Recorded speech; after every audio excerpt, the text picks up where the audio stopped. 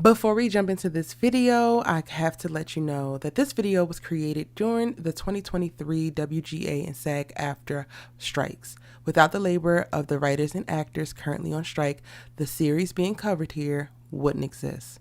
Through the duration of these strikes, my company and I stand in solidarity with both unions and are refusing paid opportunities presented by struck companies such as the 8 major Hollywood studios. Content created on Erica Vane platforms are independent of any struck company and not created in promotion of said company. Articles, videos, and audio posts are created in critique of the media in support of the artists who created it. It is important that you, the audience, know that these strikes are a result of corporate greed. The writers and actors have been victimized by major studios for quite some time, and the time is now to demand fair pay and working conditions, standardized practices across streaming business models, and other terms that will ensure the pipeline for new aspiring creatives remains open and viable for years to come. At this time, neither union is calling for a boycott of any television or film content. If you would like to support either or both unions, consider donating to strike funds, walking local picket lines, and using your social media platform to amplify messages delivered daily by union members and leaders. Links to official websites and more information can be found in the description box down below. Videos explaining both strikes and continual strike news can be found on Erica Vane TV. Now let's get into it.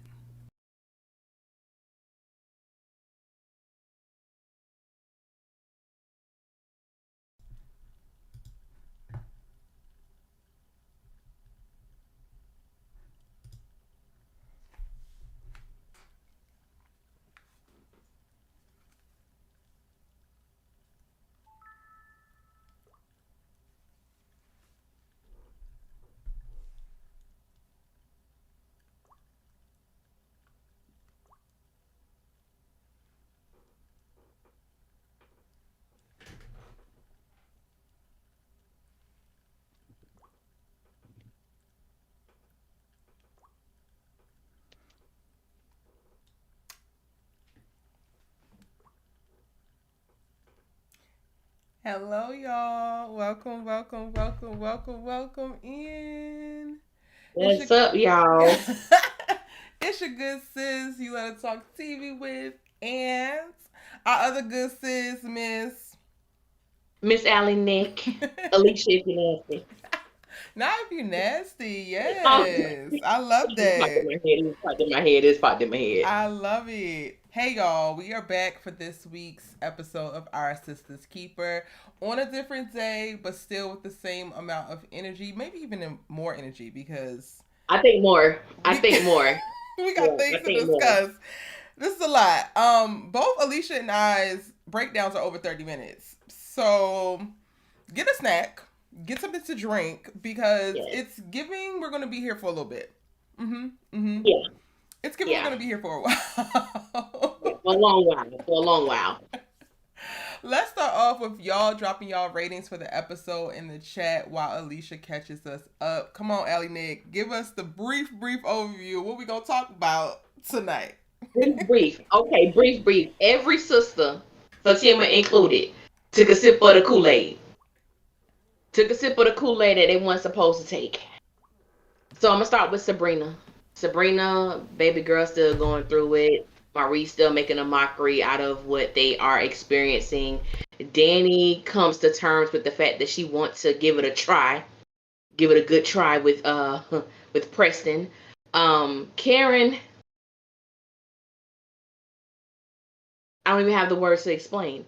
But Karen, propositioned Zach into having sex with her to come over to her house and make love to her. Andy. Andy just loves to play reindeer games with Gary. That's just what it is. Fatima decided she just wanted to pop up on Karen, despite what her and Zach discussed. And I think that's all this is. That was very brief, just for us to just get right into it. But all of them took a sip of the Kool-Aid they weren't supposed to drink. Was it Pretty. despite? Was it despite? It was a spike. It was no. It was the what was that dude name that led all those people astray? And he was telling them if they drink this, they can like reign with God or something like that. The dude, I forget his I name, have no but idea. Yeah, he made all the people drink that. It was poison, basically. They all drunk poison.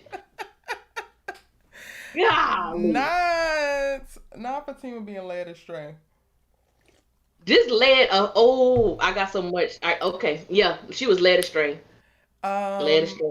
I'm gonna go Led ahead. astray. I'm gonna go ahead and start with shout outs, and shout out to y'all for showing up yesterday. We literally tried Yes, our best to make that live yes, happen and not have to postpone it. It was so many things in play. Like we did run throughs and everything, but life be lifing, yes, and yes, it wasn't able to be.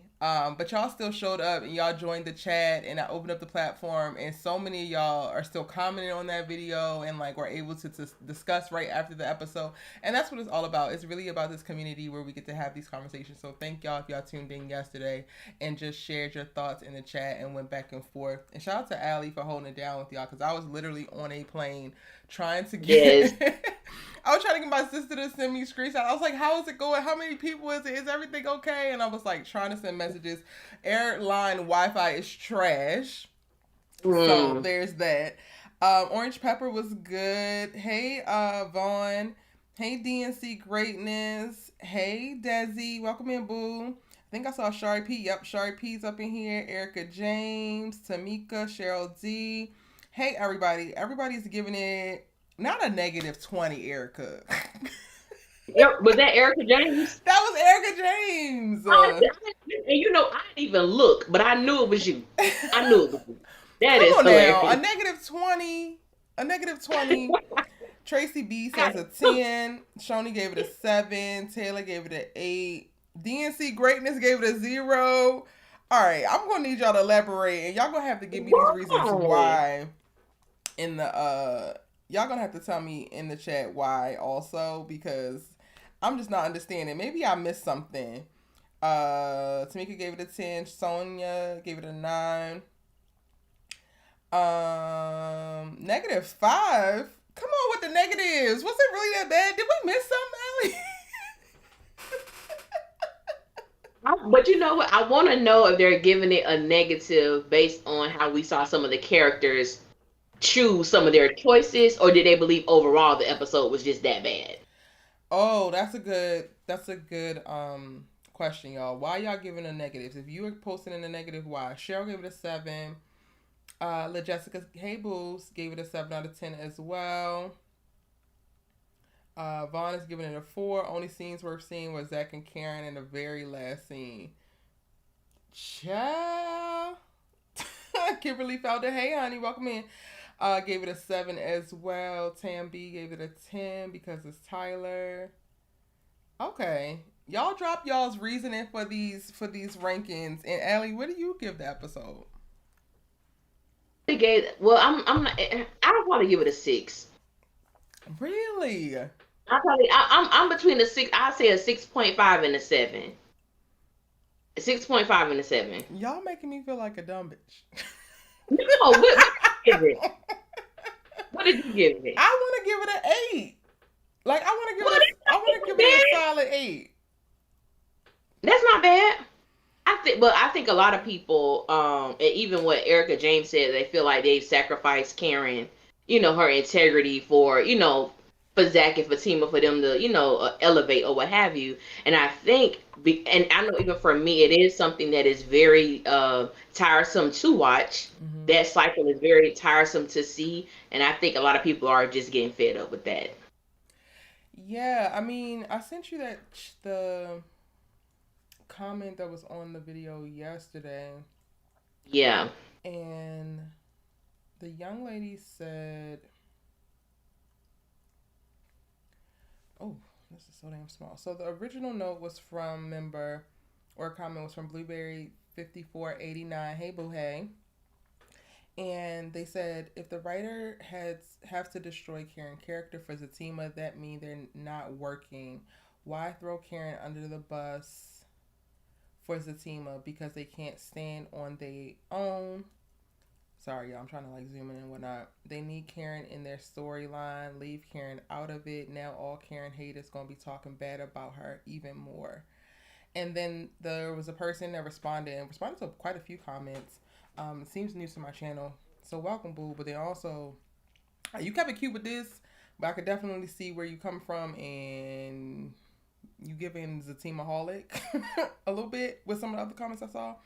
But Paula Daniels said, laugh out loud, how is it even possible for their characters to not stand on their own when Karen isn't even in the spinoff and it's already number one show on BET Plus? As soon as Karen is faced with something, people jump to say the character is being destroyed to prop up Zatima, as if it wasn't from episode 1, season 1. The character of Karen was presented in such a way to have fans show just like towards her. It's the same old character. She got to take licks just like all the other characters on the show. The writer, Mr. Perry, has a message through Karen's storyline. Sadly, that's how it goes in real life at times. The team didn't make themselves. The fans, along with how the two actors executed their roles, played a part in that. And I just said in response that we would talk about it on live, but that the person made a few points, but it's not as black and white as that. Even though I get that some of y'all really, really want it to be. When people are saying that Karen is being used to prop up Zatima, that is actually happening. I don't know if I buy into the Karen's character is destroyed by this episode.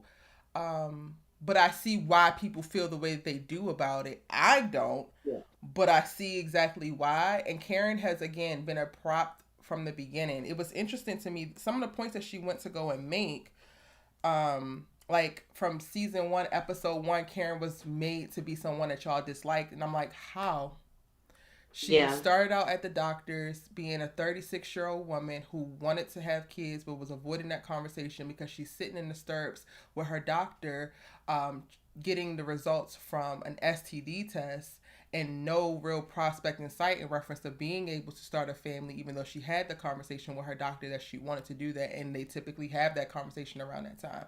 She finds out that she doesn't have an STD and she's fed up, so then she goes home and ZAC is there and he's all sorrowful and sad and I'm so sorry that I cheated, and she's just like, you know what, I don't care, get your stuff and go. It's interesting to me because Karen didn't even start calling ZAC like a piece of or any of that stuff until like episode 5 or 6 in season 1. But a lot of people have rewritten a narrative in their head to make it seem like she was yelling at him from the jump. That entire first episode, she was fed up and then she caved. So like there's a moment where he's begging on his knees and she's like, I don't want to do this. Like, no, like get up, let go of me. She's not yelling, she's not screaming, and she's like looking up to the sky because she deeply wants to separate, but she deeply loves him. And I feel like from the very beginning, Karen or Ebony gave Karen human traits and played her beautifully. And y'all decided that you were going to hate her, and now you retroactively want to apply the hate to the very end. There was not one scene that I can recall, and I literally have rewatched seasons 1 and 2 of SISTAS recently because I'm doing a bunch of video essays right now, and there's not one moment where she was actually dislikable except for that damn wig. That was the thing I disliked. But there was not one moment of dislikability from her character there, unless you have a problem with strong black women. Yeah. Period. What's your thoughts? Those are my thoughts. Karen has been my favorite from episode 1 of season 1. I identified and I could relate a lot to her. And I always felt like she had the most relatability as a character out of these women. Just for me, it may not be for every woman, but for me personally. And initially what we saw was a woman who was fed up with dealing with this vicious cycle of being in a toxic relationship. She was like, look, you need to go. Don't be here when I'm gone. She talked to him in a very, in a tone that could be receptive if he wanted it to be. But let's not forget, he kept popping up at her job. He kept coming up to her when she asked to be left alone. He continued to do those things. And after a while, it's like, okay, well, you're not getting it with me talking, calm to you. Let me go up a notch. I just think we caught her in a tug of war. I love this man. I want to be with him. He's the person I want to start a family with, but yet he is not reflecting that in which I feel like I deserve. And I think a lot of people have gone through that. And then when Fatima got thrown in the picture, that just, turned everything on its head. But no, I don't believe that she was a character that just was created not to be likable. Like, I don't even know. But like you said, either you have to be truly a Zatima stan or Fatima stan, whatever, to even view that character in that way, in my personal opinion. Or you just have to struggle with strong black women, in my opinion. You Yeah. resent them, you are Or you intimidated feel, by yeah, them, yeah, you secretly want to be them, and it's some that you got to work out within yourself. It's all of those things yeah, for me. You don't even have to be a Fatima fan for me. It's to me, it's a very clear conversation around colorism and anti-blackness when we're having a conversation about the Karen hate and why it elicits such vitriol. But going back yeah. into that comment a little bit more, the person said it's the same old character. She got to take licks just like the other characters of the show.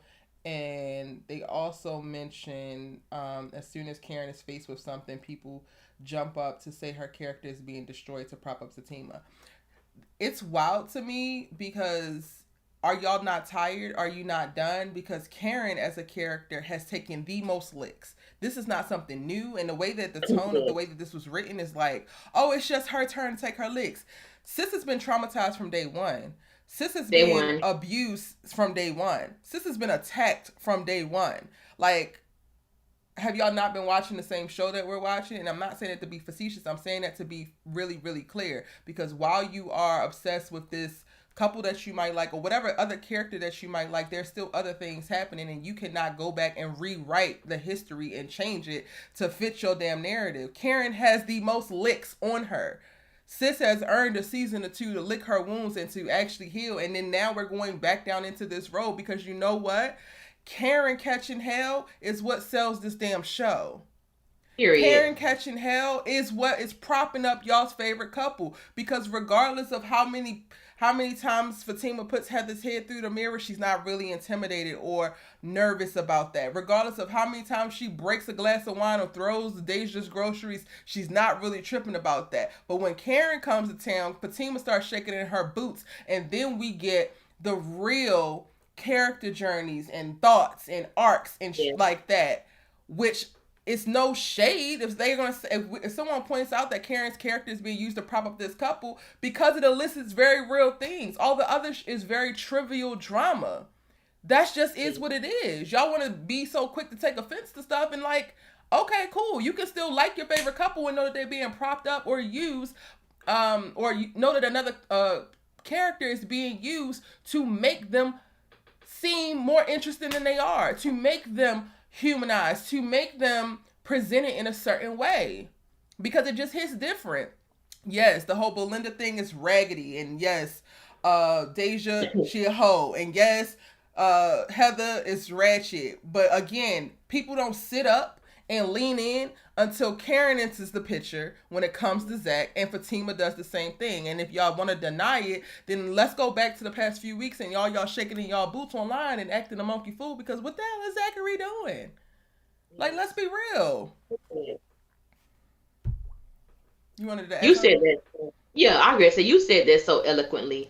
Um, you did. That was so beautiful and eloquently stated. And this is my piece.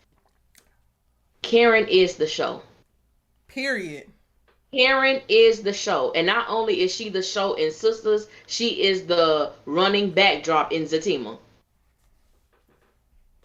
Mine wasn't as eloquent as Erica's, but that's just what it is. When you think about it, her character is so prominent. It's everybody kind of filters out from her situation. So I'm like, she is the show.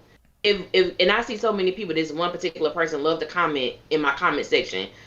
Karen doesn't have a storyline. It's as if Tyler doesn't know what to do with her. I said, "Nah, ma'am. I understand you. I She understand you is the ride for them. storyline. She is the story. She is the story. I mean, I understand that you ride for Fatima and ZAC and you love them, but let's not be delirious out here. Let's not be delirious out here. Let's not, because they don't know what to do. The show wouldn't be successful. I said, let's not. Sisters was a number one show before Fatima was ever Mm-hmm. in given a storyline. So let's not forget the story can actually make it without Fatima. You take Karen out the picture, you no longer have a show. You don't have a show. Period. You don't have a show. And then that also is an answer to the people who are like, well, they have a spinoff and it's number one, and Karen don't have a show. Sisters is Karen's show. Come on. Okay, that's all I'm saying. Enough with the No matter who niceties. number one on the power sheet.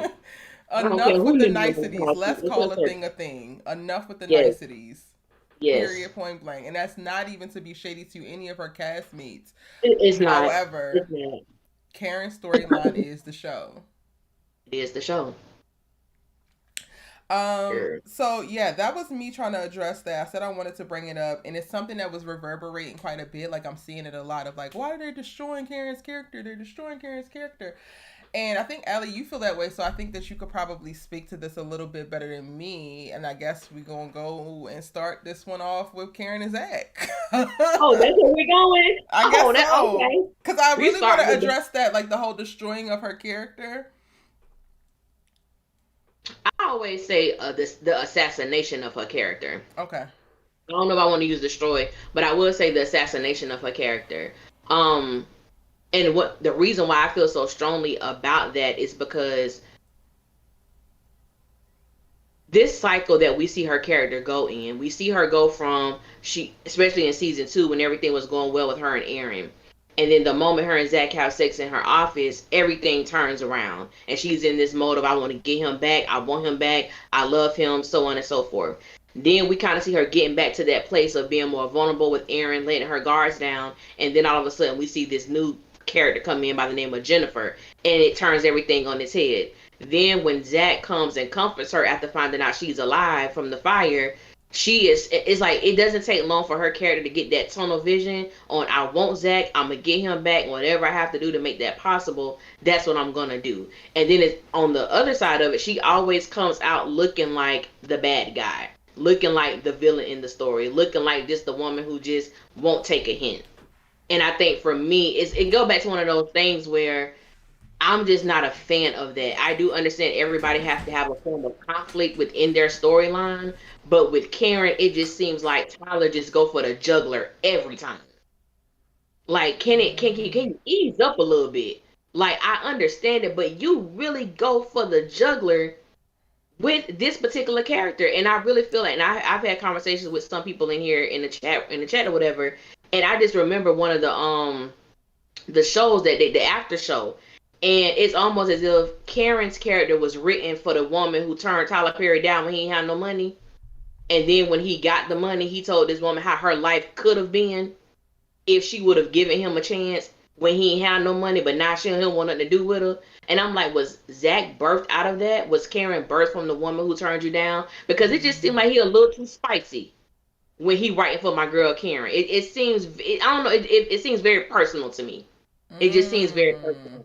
No other character, as you were stating earlier, no other character has received the type of licks and it's almost like we all go through things, but hers is degrading to me. It's degrading the way that it's written. That's just how that's how I feel. Yeah, no, I hear you. I hear you, and I totally can see it. I don't know if like because y'all, I'm like having so many thoughts. And I'm trying to figure out how to let them come out, like how to organize them coming out. Yeah. Our perspectives are also shaped by the seasons that we're in, the experiences that we've had, and I don't know what the hell season I'm in. If I'm gonna be quite honest with you, because your good sis is shaking in her boots behind these damn strikes, the entertainment industry, deals that I had on the table, bunch of things that's happening behind the screens. So I have no idea why the fuck I'm about to be very optimistic right now, but I hear you, and then in hearing you, first thing I thought is, and be very clear, because I love the Lord. Okay, Yeah. Erica loves the Lord. But when it comes to television, the writers are basically playing God, right? And the first thing I thought about when you first started talking was, well, to who much is given, much is expected. And like, I feel like Karen's character gets so much because Tyler believes that Ebony can carry it. So that kind of like assuages that for me. And then when I start to think and like unpack what you're saying about Karen's character being so degraded, while I agree, she's put in just such crazy circumstances. the thing that I like really enjoy in the heyday of like Karen is delusional and the bitch is crazy and I hate her, and it like made me love her even more, was that I felt like she was behaving how we think in the space that situation is happening. When you can't let go, when this is supposed to be mine, when he seemed like he's doing better and I want him back. Like, I had thoughts of like a lot of the that Karen did, but I never did it. So to see, and I did do some of the stuff. So to see it happen, I'm like, this just feels real. It doesn't feel like Tyler is exacting out any revenge for me on women. It just feels real. And even in this episode, it just felt real. I am embarrassed for her. Like, if this was my homegirl and I was sitting across from her, I would be embarrassed for her and be like, girl, I am embarrassed for you. Like, what are you doing? Like, this is not the way. What is the, like, that would be the thing. But I'm not mad about it because it's also still very truthful. Like, Karen now has a reason to want Zach back. She also could be not dealing with some things that still need to heal and little toxic bits, because and I mentioned this in my breakdown. I was like, yo, is she like trying to sleep with him now because she just want to make sure that he cheats on Fatima because he hasn't cheated on Fatima and he did cheat on her? And not that I think that her whole desire for Zach right now is that trivial, but that could be a very real thing. And I don't think that we do ourselves any favors in media, at least in media that's supposed to mirror our actual lives, in hiding that. I think the T is, especially when it comes to sisters, especially when it comes to characters like Karen, is to find empathy. Like, for you to see something that you disagree with, but try your best not to immediately hate a person for it. And that to me is where more of the work needs to be done, and less of like, oh, Tyler, Karen can't do this and can't do this because this means that you hate black women, but more so of like, if a black woman does this, this is still not a reason to throw her away. If she feels this way, this is still not a reason to throw her away, because there's other people who get to do a multi-gambit of things and still be loved, still be heard, still be respected, still be cherished. But I feel like the world is always waiting in the wings for a black woman to slip up, and then, okay, this is the reason why I don't like your ass, or why you will never be great, or why, like, no, that's why I'm still standing here. Like, I'm ready. I'm ready for everything that y'all got to say about Karen, because this is desperate. It is shady. It is, girl, what could you do when we don't do this? But we have those seasons in our lives. I've done things that are not true to my character. And that, you know how I learned it's not true to my character? Because I've done some things and be like, girl, what are you doing? Or a friend has been like, girl, what are you doing? But those moments happen, and we can't sanitize all of our media to never include it, because the T is, we got to see it and be it and know that it's okay, and then create narratives or create conversations to make it safer for people to experience certain things like this, and then move through it and not get stuck there. And I don't want to be on no damn, high horse or nothing, but that's just my thoughts around it.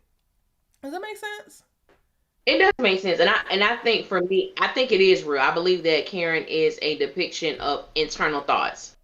Like, she is a depiction of internal thoughts. I think the issue that people have is, and they go back to like a conversation that you and I had about we understanding the demographic that Tyler is writing to and for. Yes. I think the sad part is he's continued to push a narrative to a community that's not ready to see it how he wants them to see it. And not that he's responsible for changing a person's perspective, but it's like, if you already know that this is the culture of the mindset, you still write into that. So my thing would be, I understand, yes, you want to show this person struggling internally. I still want this man. I still love this man. But I think it's so heavily saturated in that it's not a balance. I know we talked about that before too, like there being but being balanced within the character, the yin and the yang of the character. Like, that is something that I would really love to see, especially with Karen, because I believe it's there. And I also do agree, and I've said this before,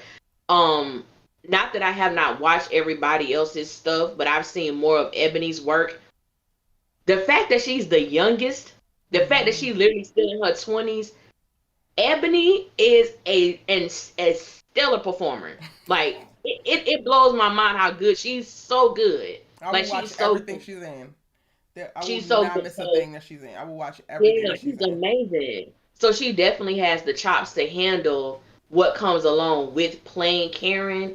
It's just that what can he do to help the culture grasp what he's really trying to say? Like Oh, that's the come on. thing. This is why we here. This is why we are here and in this podcast together. Because you just created the beautiful segue for me to add what I think the T is. The T is not Mhm. necessarily for him to change anything that he's doing with the Karen characters.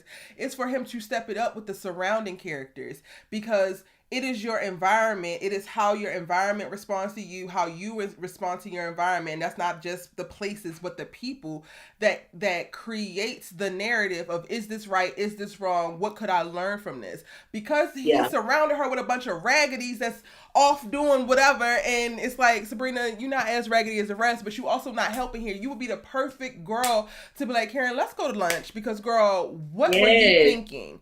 Because those things are not happening, he's not getting the message across, and it's taking like a more media literate person to be like, okay, no, I see it, but he's definitely Yeah. missing those elements. My point is, I don't think that he's missing it with the Karen character. He's missing it in how he's doing the overall delivery. Yes, I agree. I agree. Because like when you think about it, like how many of us, and I still like, I am very confident in my decisions, but I still go to my homegirls about a lot. Am I Yeah. crazy? Am I wrong? Am I stupid? Am I the asshole? Like that's a thing, and we're not actually seeing that happen in a real way with these Yes. friends. So it's almost like back to what I said last season of like, why are you hoes friends? Because if y'all are just friends to sit around and update each other on what's happening and have judge each other, and then, well, she gonna go do it and cool, and everybody just continuing to ruin their lives, then why are we here? Why are we here? Why is it I called don't sister? understand how we have yet to get to a place where none of the friends have stopped being friends with Andy because she won't leave Gary. It's not realistic. I have dropped a friend that Oh, I have known, lived next to for multiple years growing up, have known all of my life pretty much, and I still don't talk to her to this day. Because if you want to go through hell with that man, and I've already been your friend for over 17 years, 18 years, 19 years. In the formative years, I spent the whole 7, 8, 9 doing goofy stuff with you, letting you borrow my car, dressing all black, going to go stalk bitches with you. At some point I gotta be done. At what yes. point is one of the sisters gonna be done so that we can check Andy's behavior? I agree. So yeah, I I think that agree. that's what comes with it. The like helping shape the narrative of even like it's okay for you to feel the way that you do. Like it was interesting to me to see Andy show up for Fatima how she did at the top of the episode, and I'm not faulting her for it. I think she did a beautiful job, and Fatima needed it. And then I'm also like, I need more moments like this for her with Karen. Because she's not the one to tell her to leave or to stop worrying about Zach when she won't leave Gary. So she needs to be the friend that can give a very genuine reinforcement of like your feelings are valid, friend. Yeah. And then I also think about that too is how it's showing that these are a group of women who have outgrown each other, yet they're fearful to let each other go. And if that's the case, then let's see that more. That's it, and that's my thing. Is like one of those things where if you could take certain characters to express their internal thoughts or internal feelings, but it's getting played out, let these other. But it goes back to what you said about the strength of the supporting cast. Because Yeah. if you've gotten to the place where you know what, and I'm one of those people when I see something, I'm gonna make the decision for you. I'm not gonna ask you, so like we still friends or not. No, I can see how things are going, and I think it's best that we just, bow out gracefully because we're not in a position where we are beneficial to each other anymore. And I love myself too much to still hold on. So I wish you nothing but the best, and let's go our separate ways. It's hurtful, but at this point, it don't feel like we watching Friends. It feels like Yeah. I always said I felt like Andy chose her side a long time ago. She's already chosen. Like if I have to choose between Karen and Fatima, I'm walking with Fatima.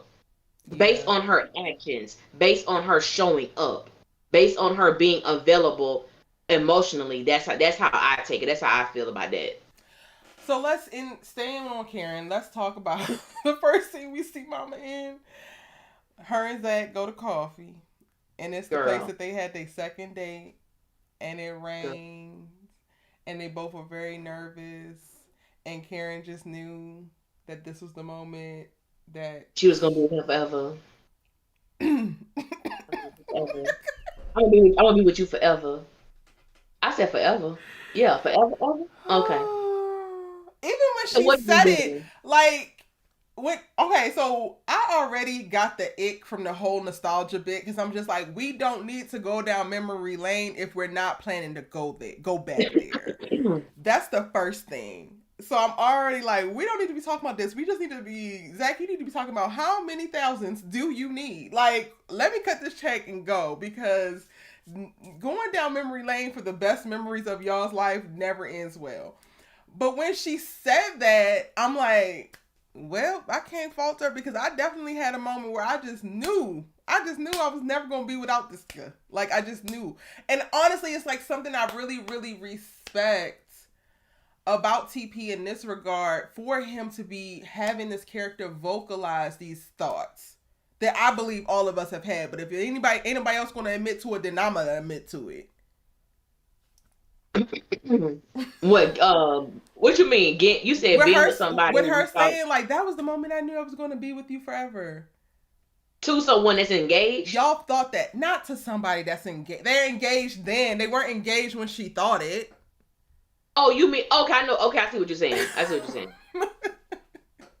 I don't know because I'm one of those people. Like, yeah, but if I feel somewhere, or even if I have those emotions, and I am speaking to someone who is in another situation or another relationship, there are certain thoughts I am not going to allow to become verbal things. Mm-hmm.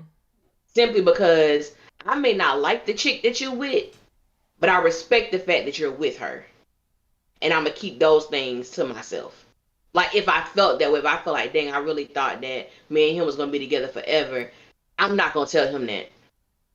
I'm not gonna tell him because I feel like at a certain point, like what? Because, and I said this in my review. What are we going down memory lane for? The moment I that Karen started mean, talking about that, the moment, but that brings up. But I'm glad that she did because I'm for so me, glad she did. if we going down memory lane and dude over here going down there with me, it's a reason why. Because if I was talking to a man who was solely and totally invested in his relationship, he would have cut my ass off. Alicia, we're not doing that. We're not doing that. I know what you, and you don't have to be disrespectful. Like Alicia, I see what you're doing, but baby girl, we're not doing that. We came here to talk about me helping you with this salon. Zach ain't bring up that salon one time, did he? I don't remember. He didn't bring up the salon Okay, once. okay, And I okay. hear that. Like me as well. You know, I'm not going to say certain things. I'm going to be respectful of your situation, your relationship, your engagement, whatever. That is Erica today. Yeah. But Erica, madly in love, and these girls are not in their 20s. I can only really relate to them when I was in my 20s. So when y'all hear me Yes. reference that, it's Yes. because I literally lived certain things in my 20s. That's the best that I could do. And I'm sorry if you can't send yourself back or whatever, but I can. And I Right. remember what it feels like, okay? I remember very vividly. Erica in her 20s, who loved it first and and was about that life. Who? What? Mm, like, so I don't fault her for the place that she's at. You're clearly not in a mature place. You're clearly in a you want the smoke place. You're Right. clearly like Fatima who. And again, I don't know if I fault her for it because there is a certain and this is wrong on both sides, but it happens, right? There is a certain Yeah. level of ownership that you have. Like it's almost like Karen discovered Zach. And Mm-hmm. part of the reason why she can't let go is because like I discovered that like you don't get to now colonize it when I put my fucking flag here first. Does that make Mm-hmm. sense? I'm trying to give y'all Yeah. analogies and like cultivate the empathy, but I don't know if I am doing a good job of it. think that I don't know. I just think, and I'm not speaking for everybody, but I think the consensus is people just don't. It's almost like it's hard for people to muster up empathy when I'm tired of seeing this.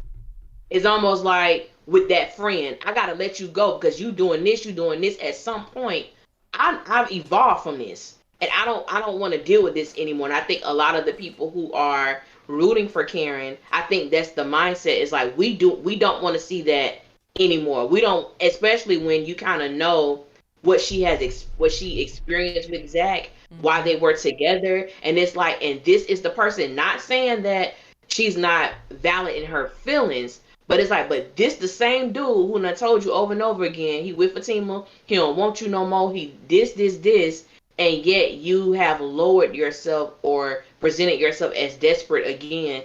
And of all that you can have for him, you only want his penis. I don't know if that was initially the plan. I feel like it was devolving as he was like standing 10 toes down in what he was saying. So I think that the last ditch effort, the Hail Mary, was like, well, he's always like sex, so like Yeah, let's yeah, go yeah, there. So I don't think that that was the goal up top. Just thinking about the whole context of the conversation.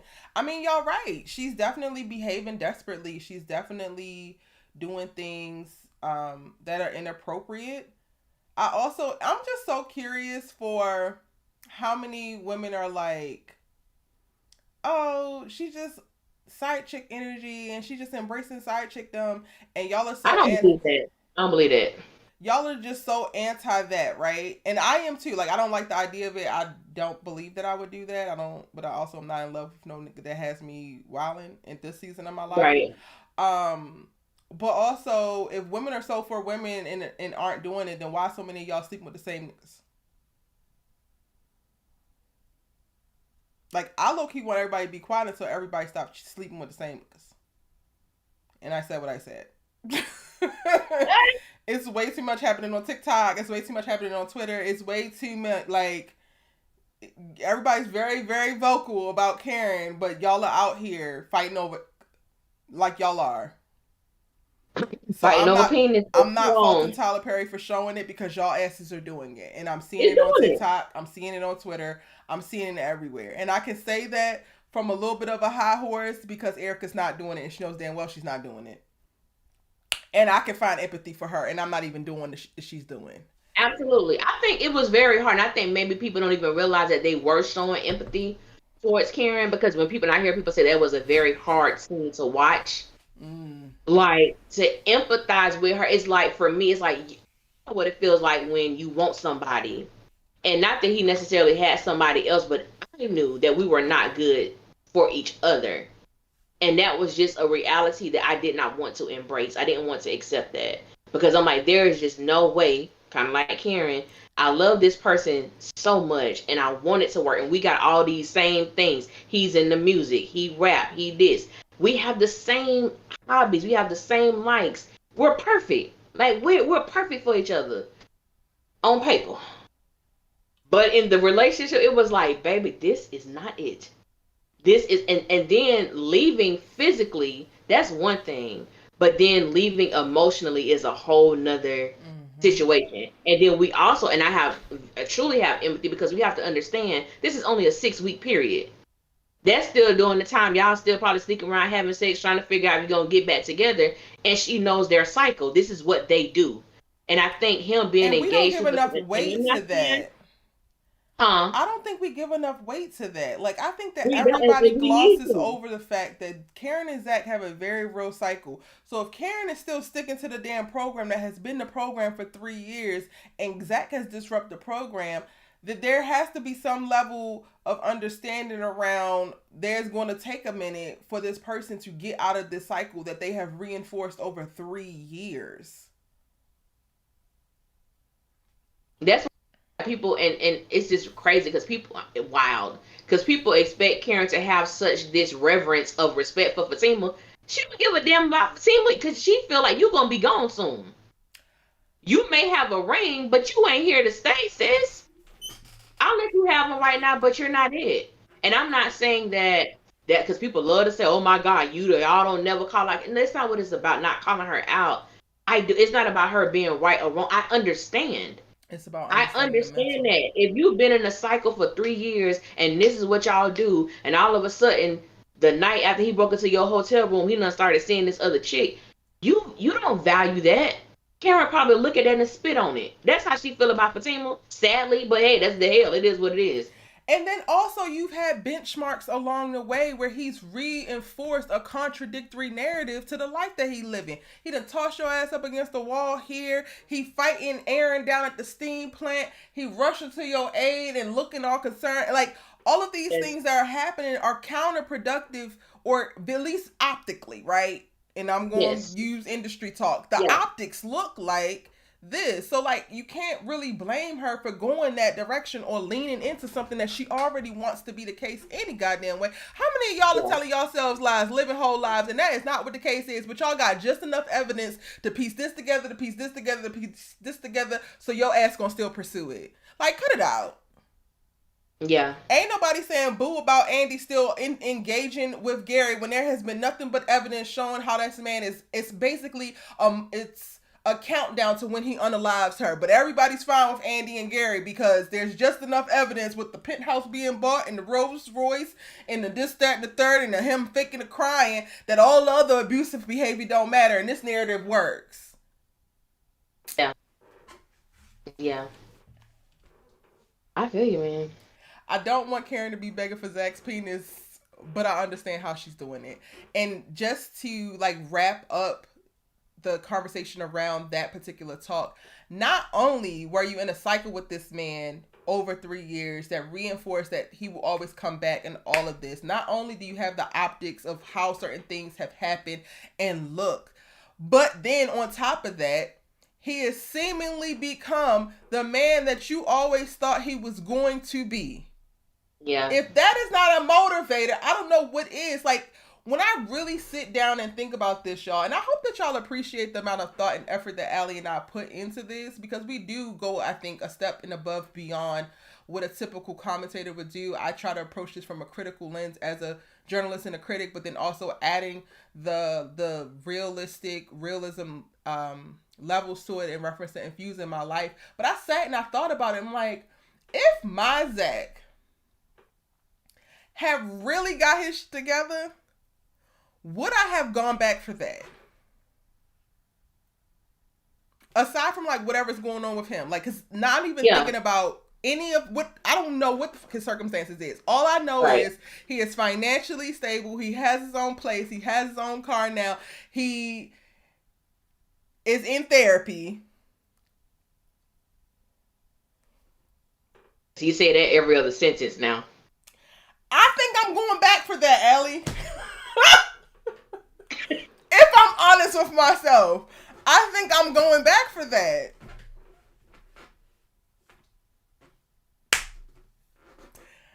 Now, if he's engaged at the time, I think that would move me differently than what it's doing for Karen. Okay, I was going to ask you about that. I think it would move me differently. But if he was single, it's wild, because I could imagine myself going back for that, but making him feel like it was his idea, and then also making him work for it. Like, I totally could see that. Yeah. And the Lauryn Hill lyric popped in my head. The Lauryn Hill lyric. You always got the lyrics. What's the lyric? Oh God. I know it slipped my mind. Okay, it's gonna come back. It slipped my mind. Yeah, it'll come back to me. He said you give it up. So he said you give it up so easy, you ain't even fooling him. If you did it again, then you're probably F again. Like, don't give it. Make him work for it. That was my thing too. And that was my thing too. Because I was like, if it's gonna come to a point where Tyler is trying to put this whole Zarin thing back together, make him work for it. Don't give it up so easy. That's the having sex is the easy part, but having the conversation, those hard conversations, that makes the difference. But sex, hell, we can all do that. That's easy. Literally. And I mentioned this in my breakdown in depth, so I'm not gonna go too far into it here unless y'all would really want to talk about it. But like, I have no issues with Karen and what she got going on. I'm not fully judging her. Like, I think, girl, this is desperate and like be for real. But I'm not judging her in the way that I feel like most people are judging her for what she's doing. my biggest thing is if you really want this to be, and it's similar to the advice that I had for Fatima, right? Like, you want to be with this boy, trust him, and like move from that place. Karen, you think that you and Zach are supposed to be together, then let this play out. I remember very vividly a moment in my situationship where it was just like, I'm gonna let it play out. Because regardless, like, my number ain't changed since 10th grade, and that's for a damn reason. Like, you're part of that, of like, when it all said and done, no matter how many people, whether it's romantic relationships, friends, whatever, you wind up calling my ass because I'm the most consistent. I'm the person who's always going to be there for you as people come in and out of your life. Karen, if you were supposed to be with Zach, if he's supposed to come back to you, you do not have to try this hard for it to happen because you were already the partner that he needed or he wants. What needed to happen was for him to get better to be the partner that you want and need. So, like, let this play out. Let him go to therapy. Let him be engaged. Let him do whatever the hell he's doing over here with Fatima. And if it's supposed to happen, then his ass will come back. That breakup will happen without your assistance being needed, boo. What you think, Allie? Girl, I just keep picturing. I want you to come. I want you to take me home and make love to me. He's like, I ain't doing that. Nah, I ain't doing that. I'm with Fatima. I'm with Fatima. I'm with Fatima. I said, boy, we know. If you say you with Fatima one more time, what? But that scene, going back to that scene, like, they never talked about the salon. They never talked about his help. You know, it was just, you know, I'm sorry, I'm with Fatima. But I have to say this because this said something to me. When she asked him, I think she said, do you love her more than you love me? This was the first time. Now, he said, no, that's not what she said. That's not what she said, friend. What she said? Hold on, let me get my notes because I wrote it down. We gotta make sure we write because you know they're gonna come for us. Hold on.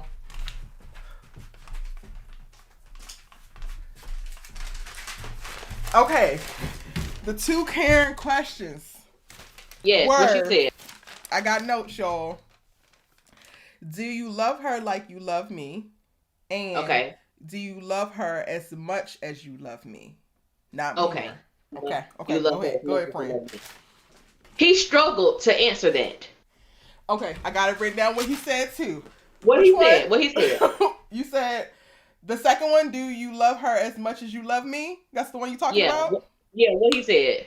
He said it's different, but it's a whole lot of love. And I said that ain't an answer to the question. Baby.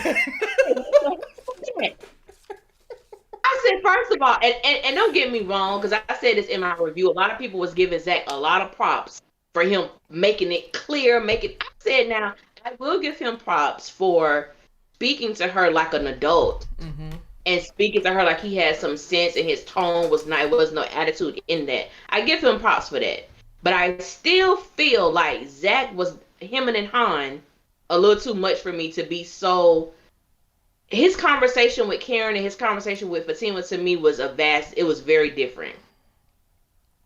I just feel like Zach is you know, he told Karen, I don't think I could be more clearer or something along those lines.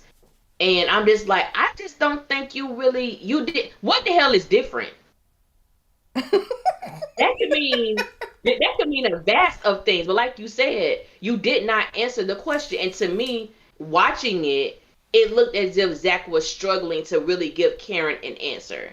And I just felt like if things was really the way that he claims it is, I think his responses would have been more fluid and it would have been more concrete and stable in tone and not him kind of trying to find what he's gonna say. So I think it's still, that's why Karen was like, I'm gonna leave the door open for you. Nah, you ain't gotta do that. You just say it.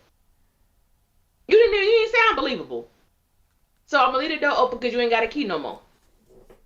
I said, what the hell is this? Shari said she screamed at the TV. Zach, answer the question because you dancing around it.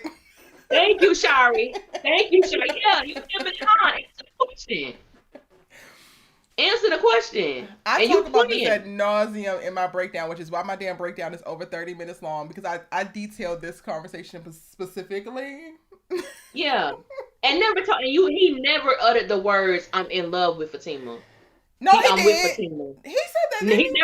he never said I'm in love with Fatima. He never said I'm in love with Fatima. Not no, not that time he did.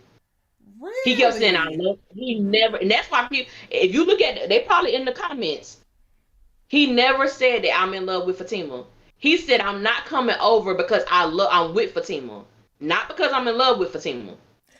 I That ain't didn't even come out gonna his mouth hold that time. you. I ain't even gonna hold you. Like, not that I'm trying to advocate for the messy, right? Because not Be really. just a tad. Okay, just a I tad. was like, so you can sit on Deja's couch and tell her how you are trying not to fish out of her, but all you got for Karen is I'm with Fatima, I'm with Fatima, I'm with Fatima, I'm with Fatima.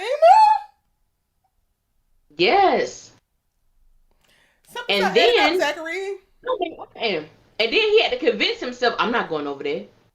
I said, oh really? You got to give yourself a pep.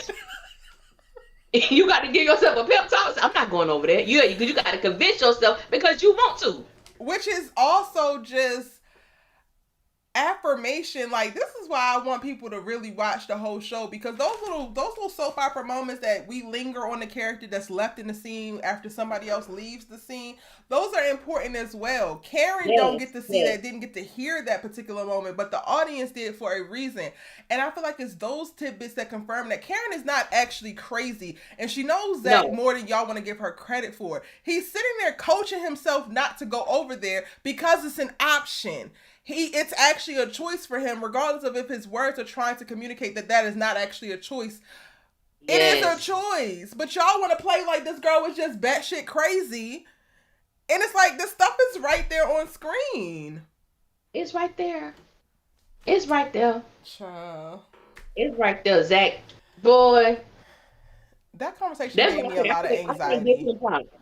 I can't give him props for that. And I saw so many Zach made it plain and simple. Zach, I'm like, no, I respect his delivery, but I do not respect how he communicated what he said. Cause nah, bro, you're not being honest. You ain't being honest. Okay, well, I'm a push back there, friend, because Okay. I think that Zach was as honest as he possibly could be in that moment. I saw him utilizing his therapy and not holding himself back in certain ways. Like, I think Zach is in a train of mind of I want to do what I should do. Even when it comes to Karen, like, I should Yeah. fix this for her. I should, show up for her. I should be gentle with her. With Fatima, I should go home. I should not sleep with no other women.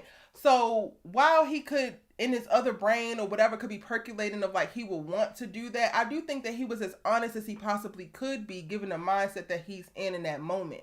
I gave Zach so many props, not only for this conversation, but also for the conversation with Fatima, because regardless of it not necessarily being perfect, and I'm not saying that you're saying that, right?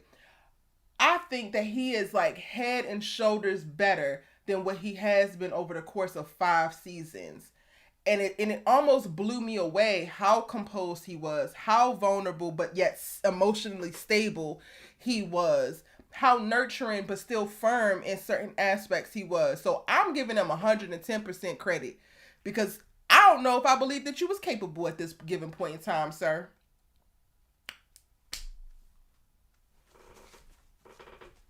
See that. Um, Somebody said, so what y'all want this man to say for Karen to move on? There's nothing that he can say to make her move on. I don't think anybody's looking for him to say something specific, because moving on is a personal thing. That's for Yes, and Karen it's a to. That, process. It's yeah, not a that's for switch Karen you to. Yeah, flip. yeah, It's not yeah. what I So he want these can't say characters to anything. do. It's what I want y'all to do. I want y'all to be like, okay, she not moved on yet. And you got a Yeah. sister, you got a cousin, you got a mama. They've been stuck on somebody before. They just have. Hell, I'm gonna say we all, for the most part, most of us have been stuck on somebody with our friends, or we've had to tell a friend, like, girl, that boy, girl, he been with that girl for 6 months. He ain't trying, like, or not saying to say it like that, but he done moved on. Girl, I can't let him go. Girl, I can't, like, and when you, to me, I think that's where the empathy comes from. You can sympathize with people, because for me, I have a community of friends. I have a tribe where we have experienced so much stuff together. And I never forget, girl, we was in college, and my friend the guy that she gave her virginity to or whatever. Girl, this dude was cheating, and we were trying to crack into his Facebook. That's going to show how old this was. We were trying to crack into his Facebook, child. And I'm like, nah, we gonna find it. We gonna find that password. He gives us this dummy gives us the password. He deletes all of the inbox, but didn't delete the outbox. And the outbox is horrible because that's what you sent the other chick. So my friend is reading all of these messages he's sending this girl, and as she's reading, her voice begins to crack. Her hands start trembling, and the tears just welled in her eyes, and they just begin to drop on the ground. And I'm like, when you see somebody, and it was still a struggle. The evidence is right there in her face. And it was still a struggle for my friend to let this boy go because she loves him so intently. And it was such an honest love she had for him. She had a hard time letting that go. So I think the thing about it is when we see these things, people got to deal with the fact that it's really you just don't like Karen. Yeah. What it boils down to. That's what it boils down to. You just don't like Karen, because I think we all have gotten to a place with someone, or we've witnessed it with someone when it's such a struggle, and all you want to do is hug them and let them know that it's okay, and it go and circling it back, bringing it back to what you said.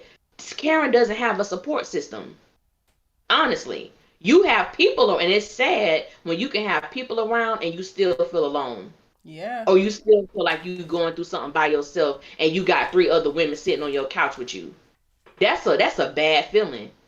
That's a bad feeling. And so I would really want people to, it's not about putting the blame on ZAC for him to say a specific thing and have her to move on. But it's like, I really want to see what this character's process of moving on looks like. Because this is really a process of what moving on looks like. You know what I'm saying? So like the realistic, and me and Erica talk about this a lot, about how people tend to take out the relativity or the relatability out of these characters. And then they think they're throwing an insult by calling somebody a Karen. I'm like, she the realest person on the damn show. Hello?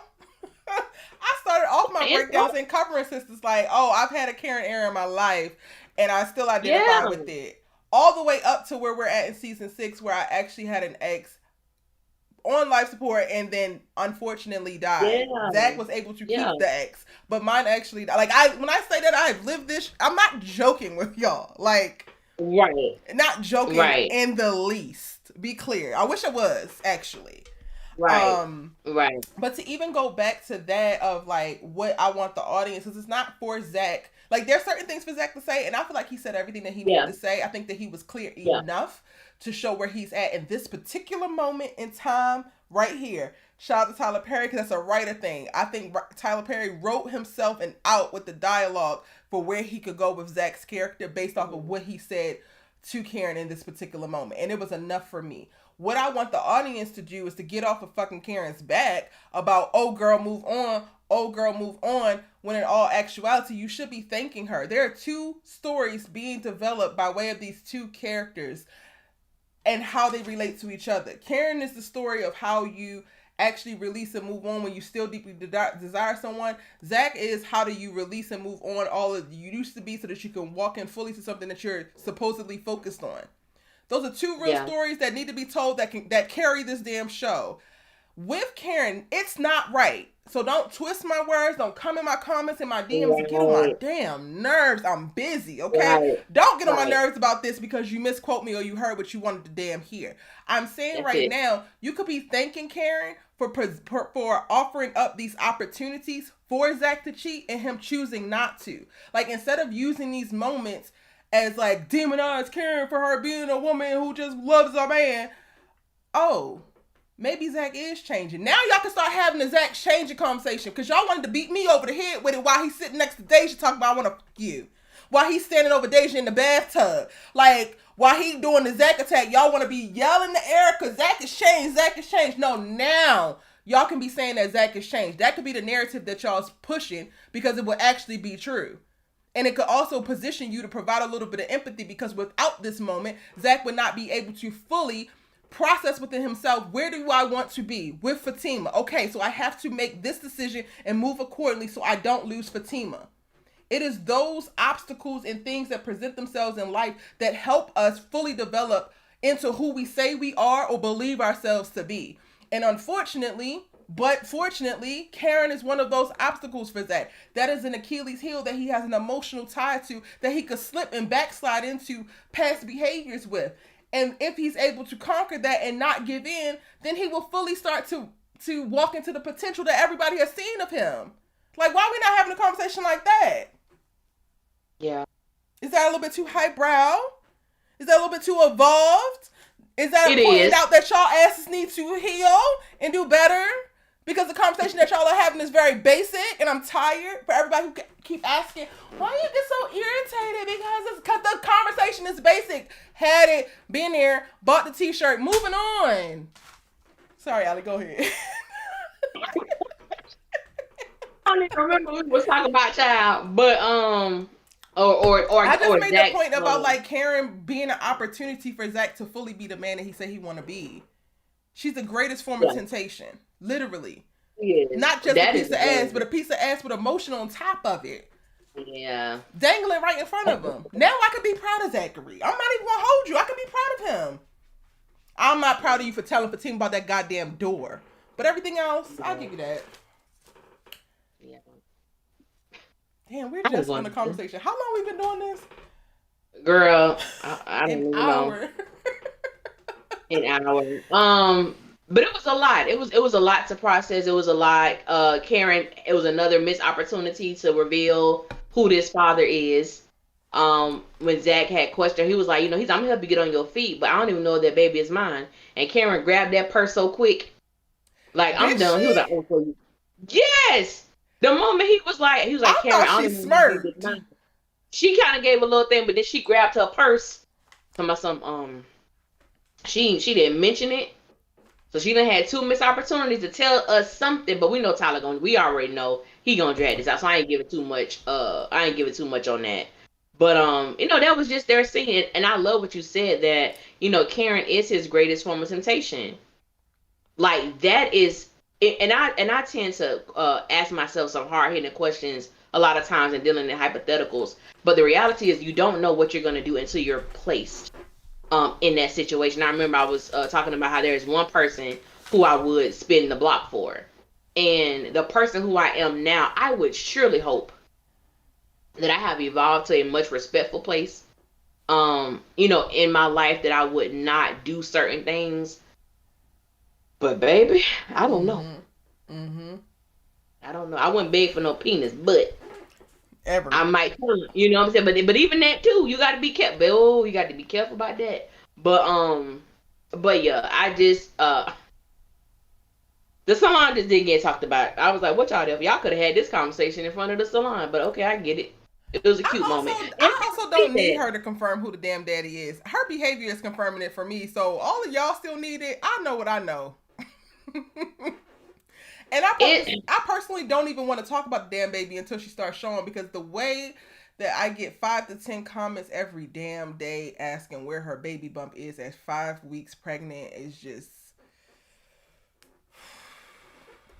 Just ignore him now. I was doing the little head thing, but now I just ignore. I don't even respond to him no more. I just ignore him.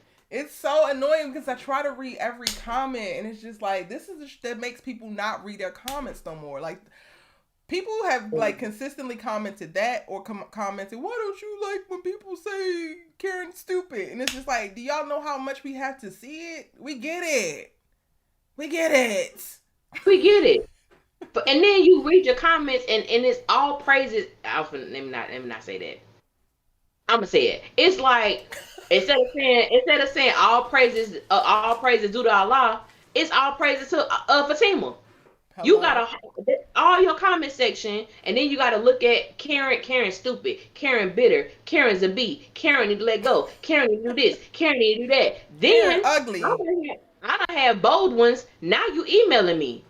I don't think Karen pregnant at all. I don't think Karen this. I think Karen lost her baby in the fire. I said first, stop. And like you, I do. I read everyone's comment, and my goal is to respond at least once to everybody. And then there are certain times I do have serious conversations with people when people spew out certain things. And I said, think about it. I said, I don't know about you. I said, but if you know a woman, or a woman that has lost a child, number one, that's nothing to play with. I said, and two, Does Karen's emotional state reflect that of her losing a baby? Well, I don't know. I've never lost a child. You don't have to have lost one. But let's just be, as Erica said, let's be for real. Like, these people, like, it's crazy. It like, and I was telling Erica before we started, I said, girl, I be wanting to cuss people, like, cut straight, cut them out. Because the stuff that people send is like, one of my last video has over 400 comments, and one girl gonna talk about you said Karen name, but you meant to say Fatima. You had me so confused. Trick, is 443 comments in this long video. You're the only one who pointed out this error. If I did error, I said you used the context clues. You knew who I was talking about. You didn't have nothing to add to this conversation, and that's what you chose to comment. Like, get the hell out of here.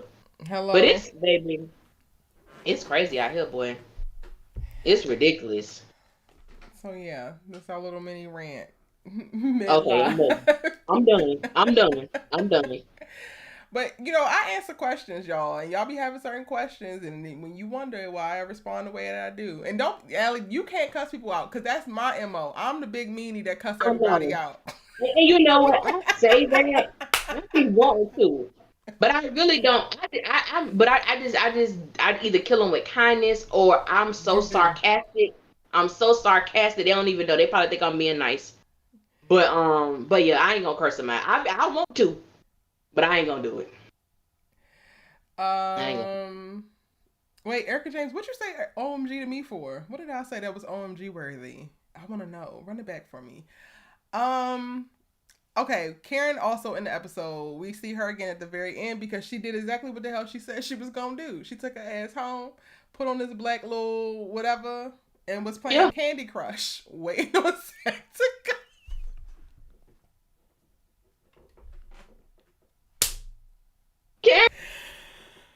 Plan and I'm sticking to it. I got a plan and I'm sticking to it. He's coming over. But he don't show. Andy don't show. Shows. Then Danny shows. Then Sabrina shows. I'm really lost at why Andy needed everybody to go over to Karen's house.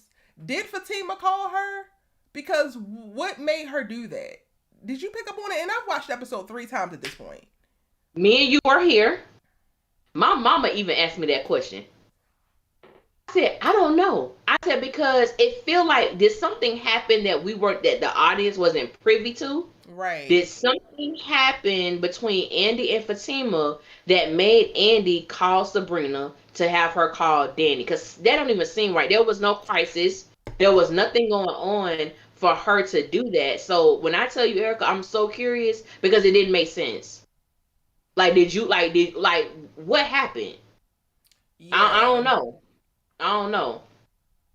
Even with her, like, comforting Fatima early on in the episode, that seems like you would have left work and went to Zach's house to comfort Fatima more. Like, that doesn't seem like you would go to Karen's house. And then you walk in and you, like, and it's almost like she walked in like she knew she was interrupting something and she wanted to be a disruption. But I could just be looking into things because Andy gets on my goddamn nerves. So, it was giving that energy because it was like, oh, I'm just here, you're pregnant. I'm here. It's like, it came off so, I almost said the F word. It came out so fake. It came off like it wasn't sincere. Like, it came off like, yeah, I know you ain't here about to do something. Like, I'm going to be here. Because why did all of them, I could just see if she went by. But you had the other 2 come by. What you know, Andy? What do you know? Because you know something. You know something. And I can't attribute it to just the conversation she had with Fatima earlier that day. Something in the milk ain't clean. And if you do know something and you still came versus going to go stop Fatima, I am on Andy's ass so hard. Y'all will not be able to get me off of her. Yeah. Like, we might as well go ahead and be conjoined twins the way that I will stick my foot up Andy's ass so far. Yeah. You go left, I go right. Okay, you put your one step. That's how close. Because I thought about that too. I was like, why did she call Sabrina? Because even Danny was like, well, is she okay? And she was like, yeah, she said she's fine, but she want us to go over there. And everybody was kind of like, well, what the hell going on? Because even Danny was like, is there more drama? I'm like, Andy, That just didn't make sense. So I don't know. Like I do understand sometimes Tyler just does stuff for the sake of the storyline, but this one just seemed a little too. It's giving deleted scene. I ain't even gonna hold you. Yes, It's giving yes, deleted scene. But yes, they show up over yes. there, and Karen's like, "I didn't ask your asses to come, so you can go on here right out the way that you can." When I tell you I holler. Karen said, "Well, Zach coming over. We finna have. I didn't invite Carl over anyway. I didn't invite Carl over here." I was like, "You didn't, sis. You didn't. She did. You Your didn't. asses did not like the same way that y'all floated in there. You better float your asses back. Stay alone. You better stay alone." And she was not playing. She didn't crack a smile or nothing. Not at all. Not at all. Like the energy that Karen had, like while I'm like, girl, I don't like this for you. I enjoyed the energy that she had for the sister circle. I really did. Yes, I enjoyed the yes. whole. Well, what about Fatima? I don't actually want to talk about that, but if we want to run down everybody else's whole facts, let's go. Let's talk about the men you slept with. Said, damn, Manny. I said, well, shit. Because I had no problem, and I saw some people, Karen's so mean. I had no problem because when Karen is trying to be a friend to her friends, this is what they do to her. This is exactly what they do. So I didn't have no problem with her having that type of energy. I was all here for it. I surely was. Me too, child. It was quite comical. I'm like, Karen It means was. business. And then Danny, I know you've had some things going. I know you've been through it with Zach. Oh, now you want to be calm because you done decided to be in a damn fake relationship with an engaged man. Now you've risen above the pettiness. Girl, sit down somewhere. Sit down somewhere, Danny. Child. Only for them to be followed up by Fatima Wilson. Babe, I never knew Fatima's last name. I'm so glad you said that. Fatima Wilson. If I was embarrassed for Karen at that damn coffee shop, I now know what embarrassment means when Fatima walked through the door. Cause girl, why are you here? Why are you here? First of all, because Danny was like, so Zach, he coming over, he told you he coming over? Yeah, that's what I want to know. Karen, like what? First of all, and I know we haven't got to this part yet, but as you stated, embarrassed Fatima, you should be so. The people who going home, and let me, it's been a whole lot of y'all, and some of y'all may be in this comment section. You probably not, but just in case you are. How hard y'all have been riding for Fatima this, Fatima that, Fatima showed her she need to come and tell Karen about herself and blah blah blah. And I'm gonna take it personally first before I give my commentary on what actually happened. And I've said this to so many people. First of all, if Fatima walks into, I'm gonna set up the scene too. If Fatima, I'm so mad you laughed. If Fatima walked into my pregnant friend's house, Fatima's jaw would be shattered. They would have to wire her jaw shut because I'm trying to take your head off your neck. Secondly, my friend is pregnant and her back is to the door. So she's already in a position where you can take advantage. You can punch the hell out of her, slap her, hit her with your purse, take your gun out here across the head. You're not even going to get an opportunity to say anything. The moment Fatima started talking, ain't no moment. The moment I saw her walk in, she would have got stolen. And you do that mess in Florida, as one of the girls commented last night, Fatima would have got a hot one. She would have got a hot one. She would have been burning. And I ain't talking about an STD from Zach. I'm talking about a bullet. The audacity to walk into someone's baby, I don't get it. Fatima bold as hell, and not only is she bold, but it showed me how insecure Fatima is. But people didn't want to talk about that. I'm like, that screamed insecurity to me. And what the hell you gonna do? What you gonna do? I'm gonna try to get. I ain't gonna talk about the preview. Yeah, y'all. And yes, I saw the preview. I saw both of the previews. Both of the previews. And thank you to Tracy, who always be tagging me. And she always be looking out. She always be looking out. But baby, Fatima would have got her ass jumped. A hot one, and I ain't talking about a STD.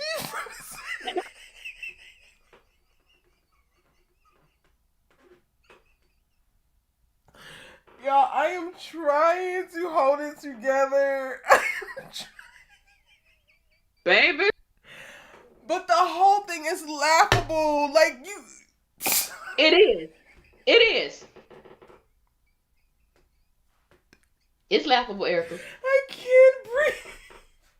Because Fatima, Ariana, what are you doing?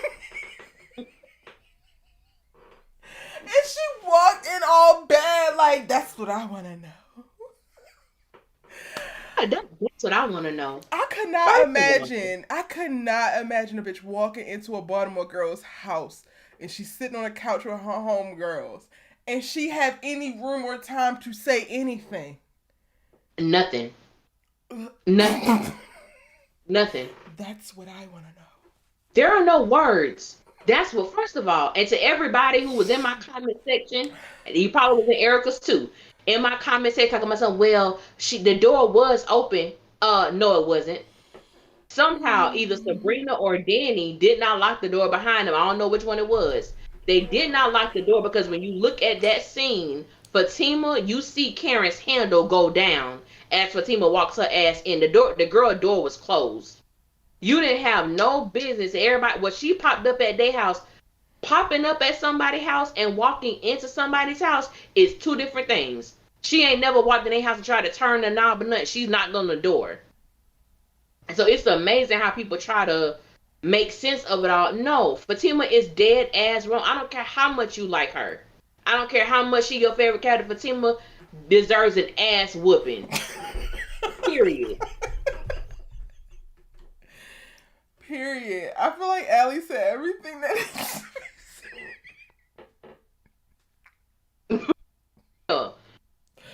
Like, no, what the hell? I just want to believe that she did not do this.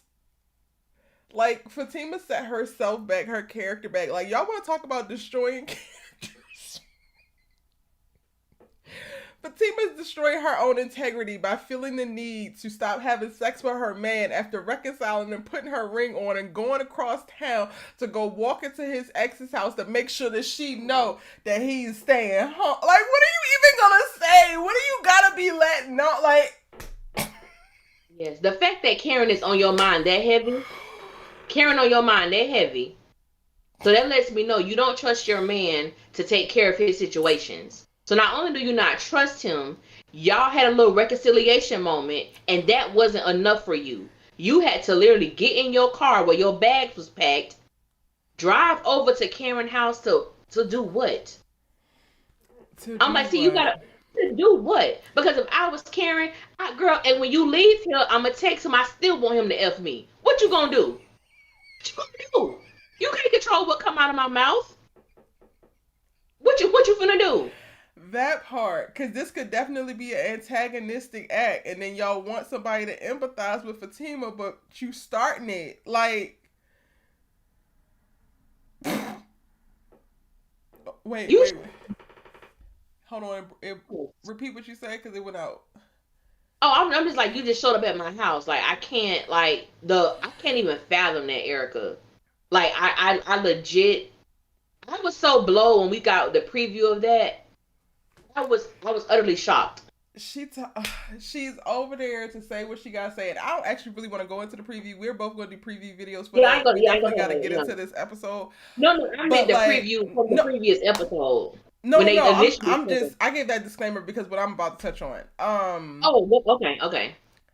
She's over there because she feels the need to do or say something, And whatever comes out of your mouth is not actually what you're saying. You literally showed up there to tell everybody how insecure you are. You literally showed up there to undermine your relationship and the trust that you're trying to build in your relationship. And I would not be surprised that once Zach finds out about it, he gets pissed, and now we're back into TIMA pissed at each other land. Congratulations. You've played yourself. Mm-hmm. Mm-hmm. I Yeah. And then had her purse. Like, what you finna do, sis? What are you finna do? What you finna do? Because somebody was like, yeah, Fatima carry, a Glock in her purse. I said, oh, you act like Karen don't got no Glock in her bedroom. So what you want to do? Hopefully, it never ever comes to that. But what you gonna do? But at this point, whatever needs to happen, need to happen. Okay. Have we said everything we need to say about Karen? Y'all drop y'all final thoughts because we just summed up Karen. Yeah, we done with Karen. I'm going through checking the chat. This shit is I don't know why I am so tickled by the idea that Fatima actually did this goofy, but I am. And it's literally beyond me. She goofy. She goofy, giving goof troop vibes. A straight up goof troop. Period. Thinking she doing something major. Hey Emma, welcome in, boo. Better late than never.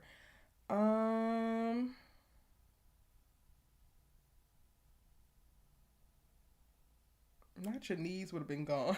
Big ass insecure bully vibes. Yeah. And the sisters was just standing there.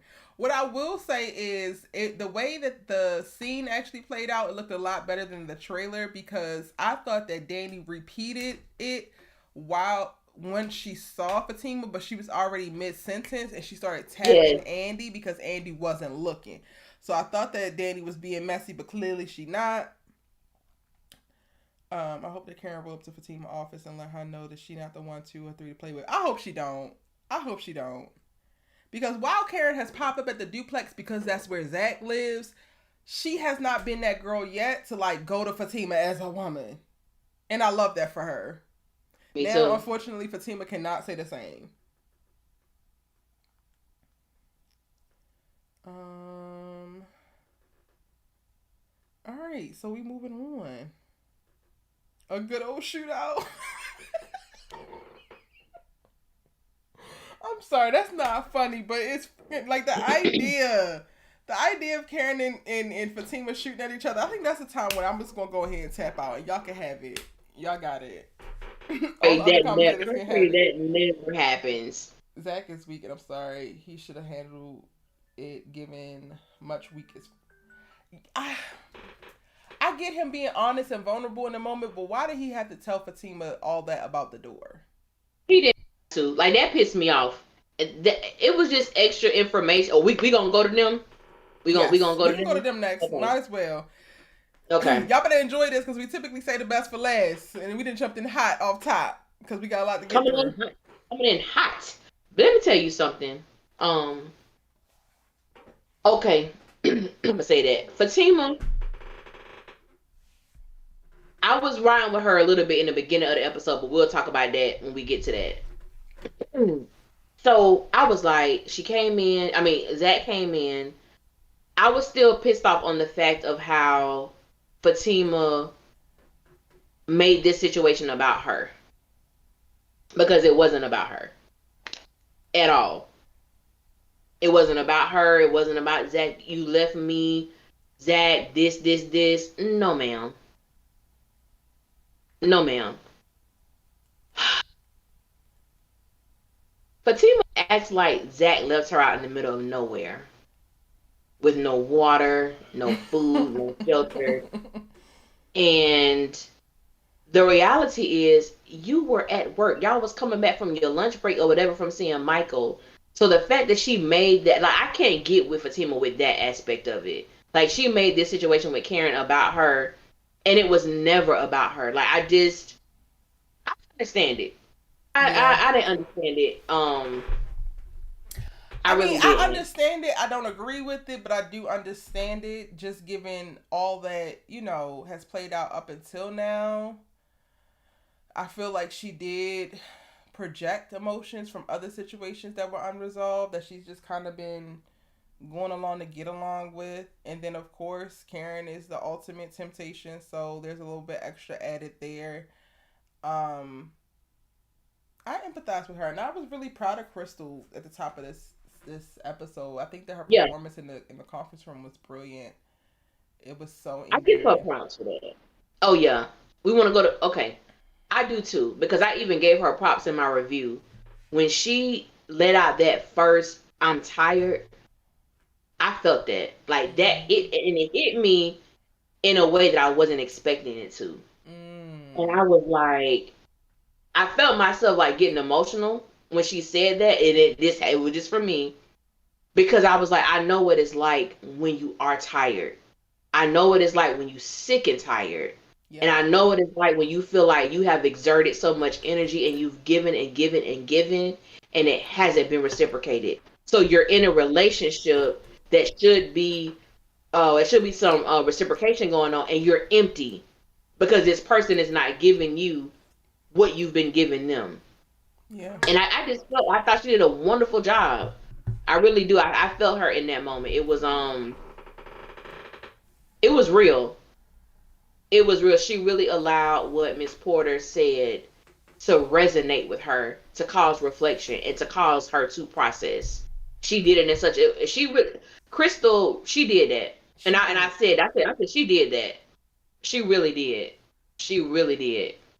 In the same way that I mentioned how when we see Zach and Karen together, we could have a beautiful telling of two very nuanced and complicated stories from two different perspectives.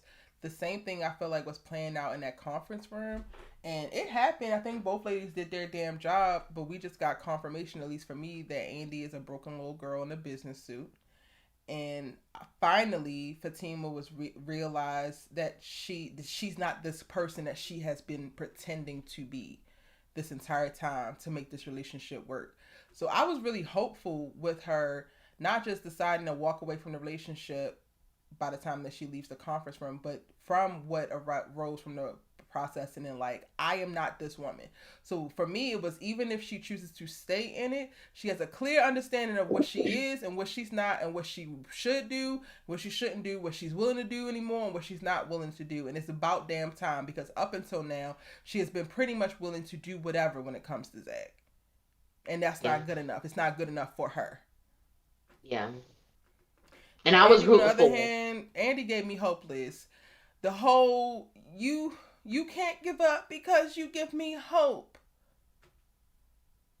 You and Zach give me hope. All you know about their relationship is that they sleep together a lot and they look cute together. You don't know much of nothing else aside from the baby mama and Karen, which is drama. You don't I even was know gonna say, about yeah, Deja. You don't like you know about the car, you know about the sex, you know about how they look. What are you hoping for, Andy? And honestly, this is what I'm talking about in reference to the support and commentary.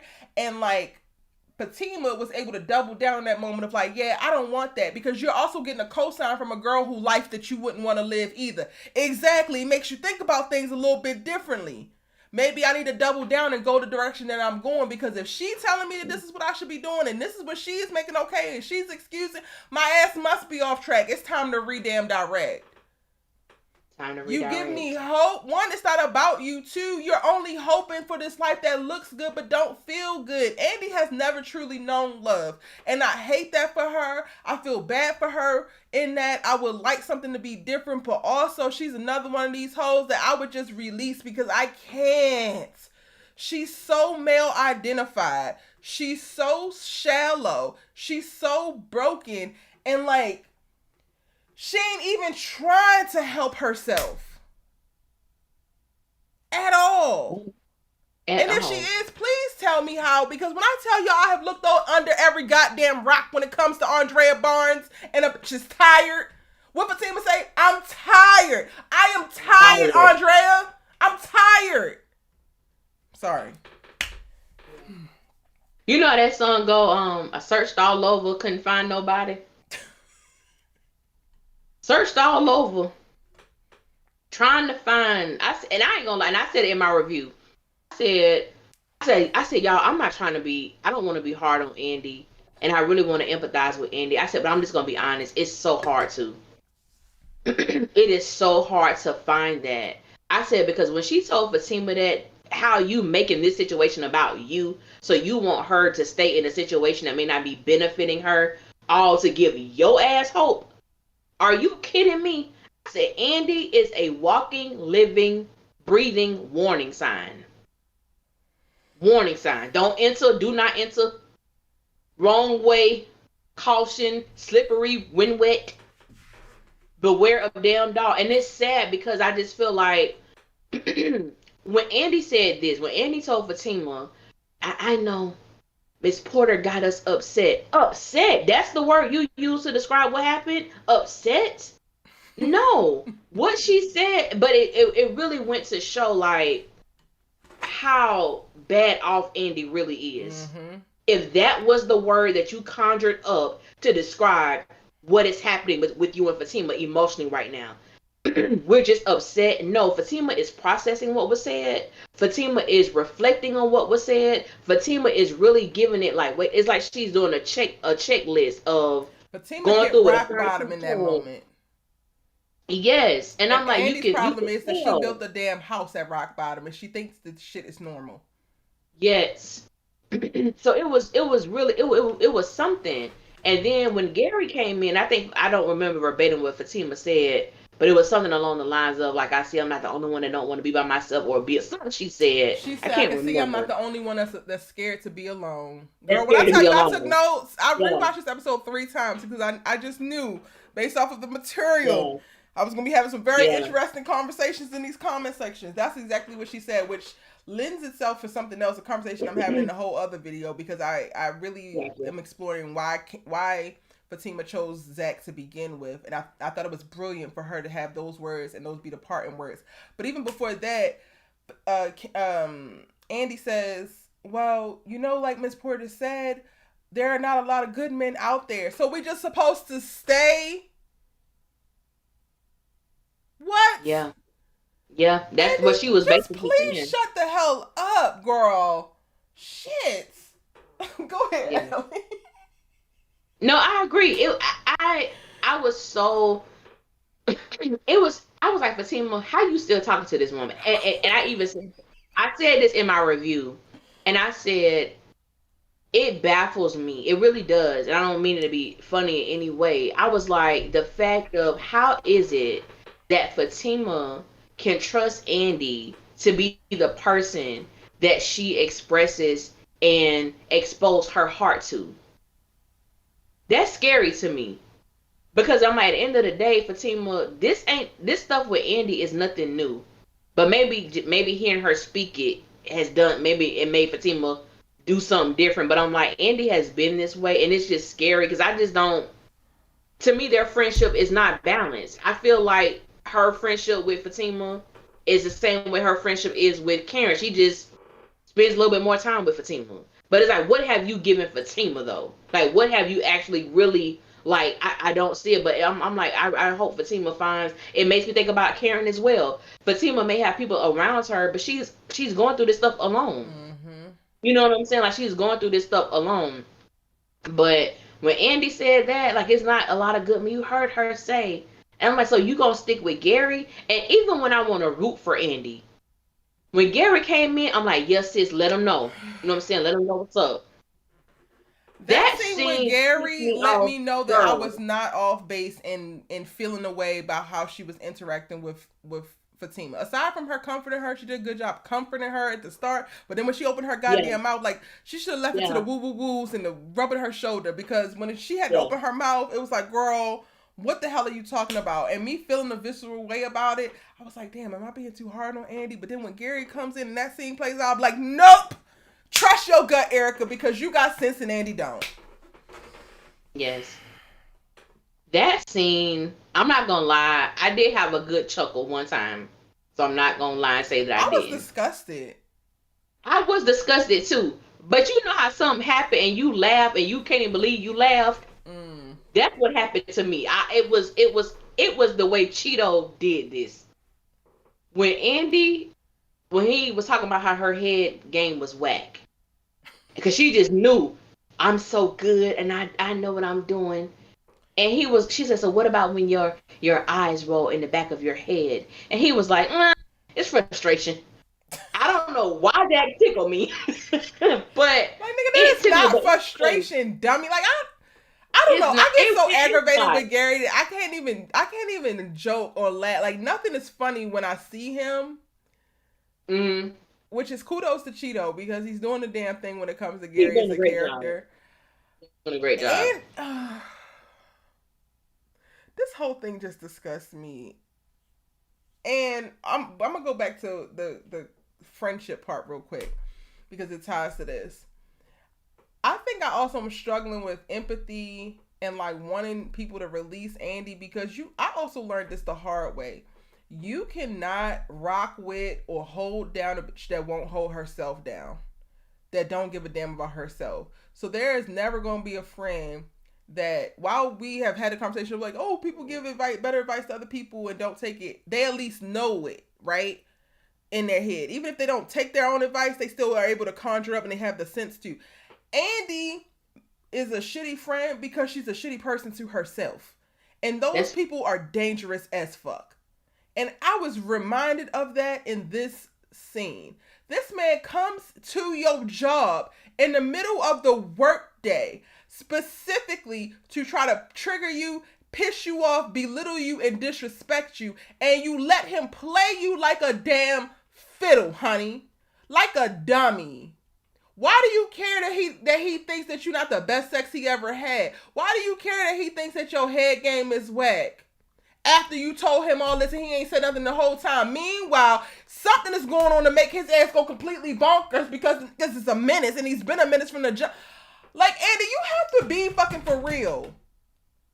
Because you can't, like, you're so unserious right now. The way that she actually got turned on, the way that she actually got intrigued from all this stuff. I'm like, you're sick. You're sick. Something is wrong with you. And all I got now left for you is prayers. Prayers, sorrows. The fuck? I can't. I would get away from an Andy so quick, because absolutely the fuck not. Destroy your own life. That's my last F-bomb of the night. I'm sorry, y'all.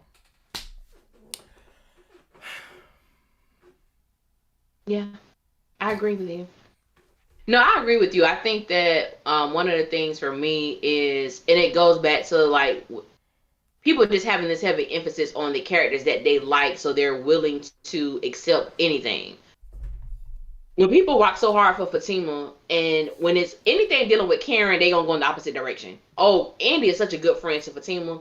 Andy is an amazing friend to Fatima. Andy, why she can't? And it's like, but when you see something like this, you know full well that she cannot give certain attributes to anybody, because she does not possess those things. The fact that Andy, when he made the statement, well, I'll be there at 8:30, well, I won't be home. And even if I am, and I'm thinking, do realize this dude tried to take you out, right? Like, you do realize this man tried to end you. And so the fact that she's so easy going with him, like, you, and I think that's the thing too with Tyler, because we don't know much about Andy. Like, why is she like this? Like, truly, why is she like? Because for me personally, I really do want to have a thing where I genuinely feel for each sister, like, genuinely. Andy is and I have to always reflect on myself, like, being stone-hearted or callous-hearted. Andy is a character that I have a hard time, and I mean, it's a challenge. It is a challenge, because Andy out every review, and I don't want to.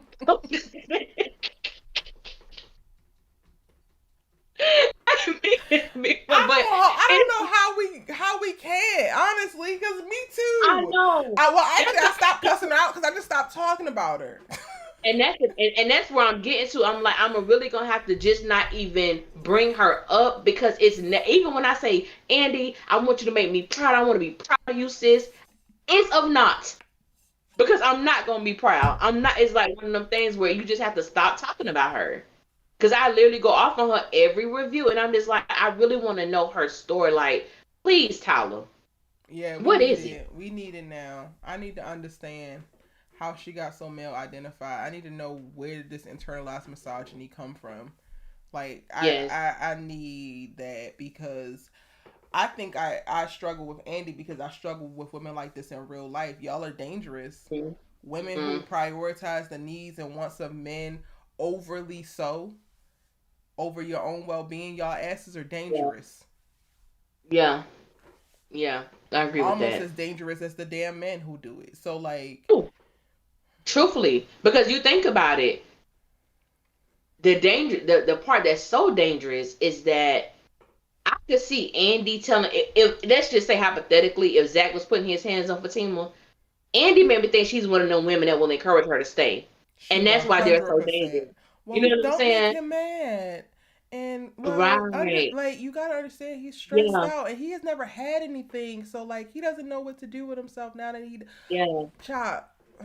Yeah. And that's the dangerous part. And that is the dangerous aspect of it. So it go and then it to me going a step deeper or further, it makes me wonder. You feel that Zach is not good for Karen. I want to know what's the reason you feel that way, and then what's the reason you feel that he's good for Fatima.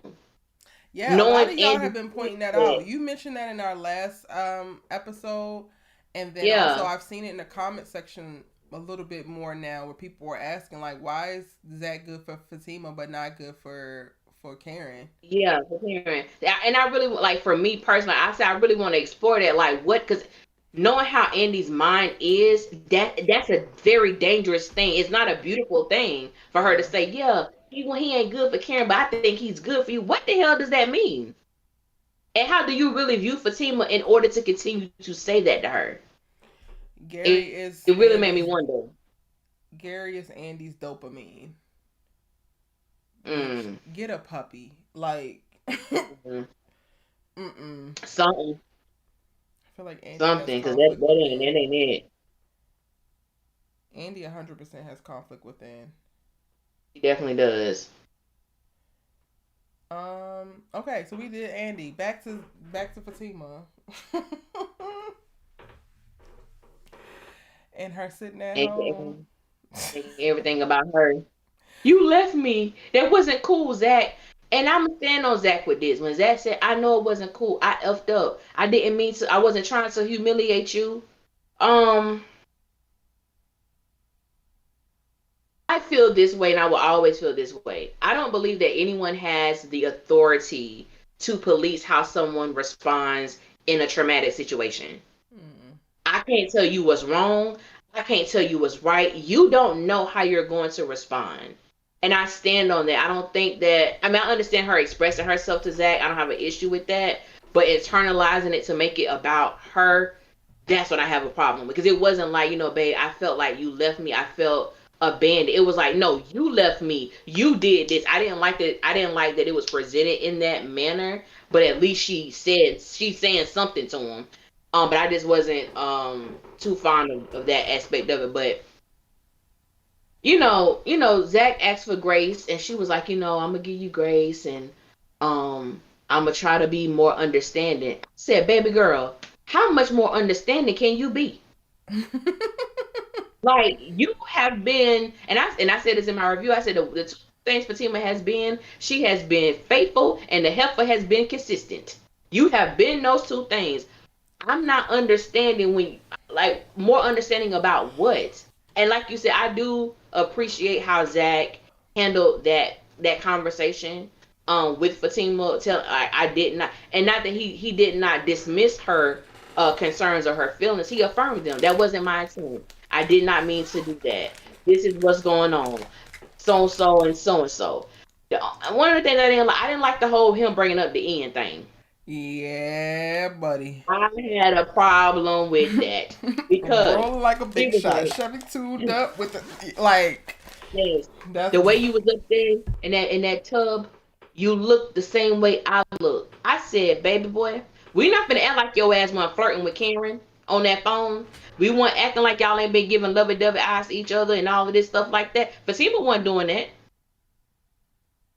She Oh, didn't do that to I Andy. didn't even think about that part. I thought about specifically the tub.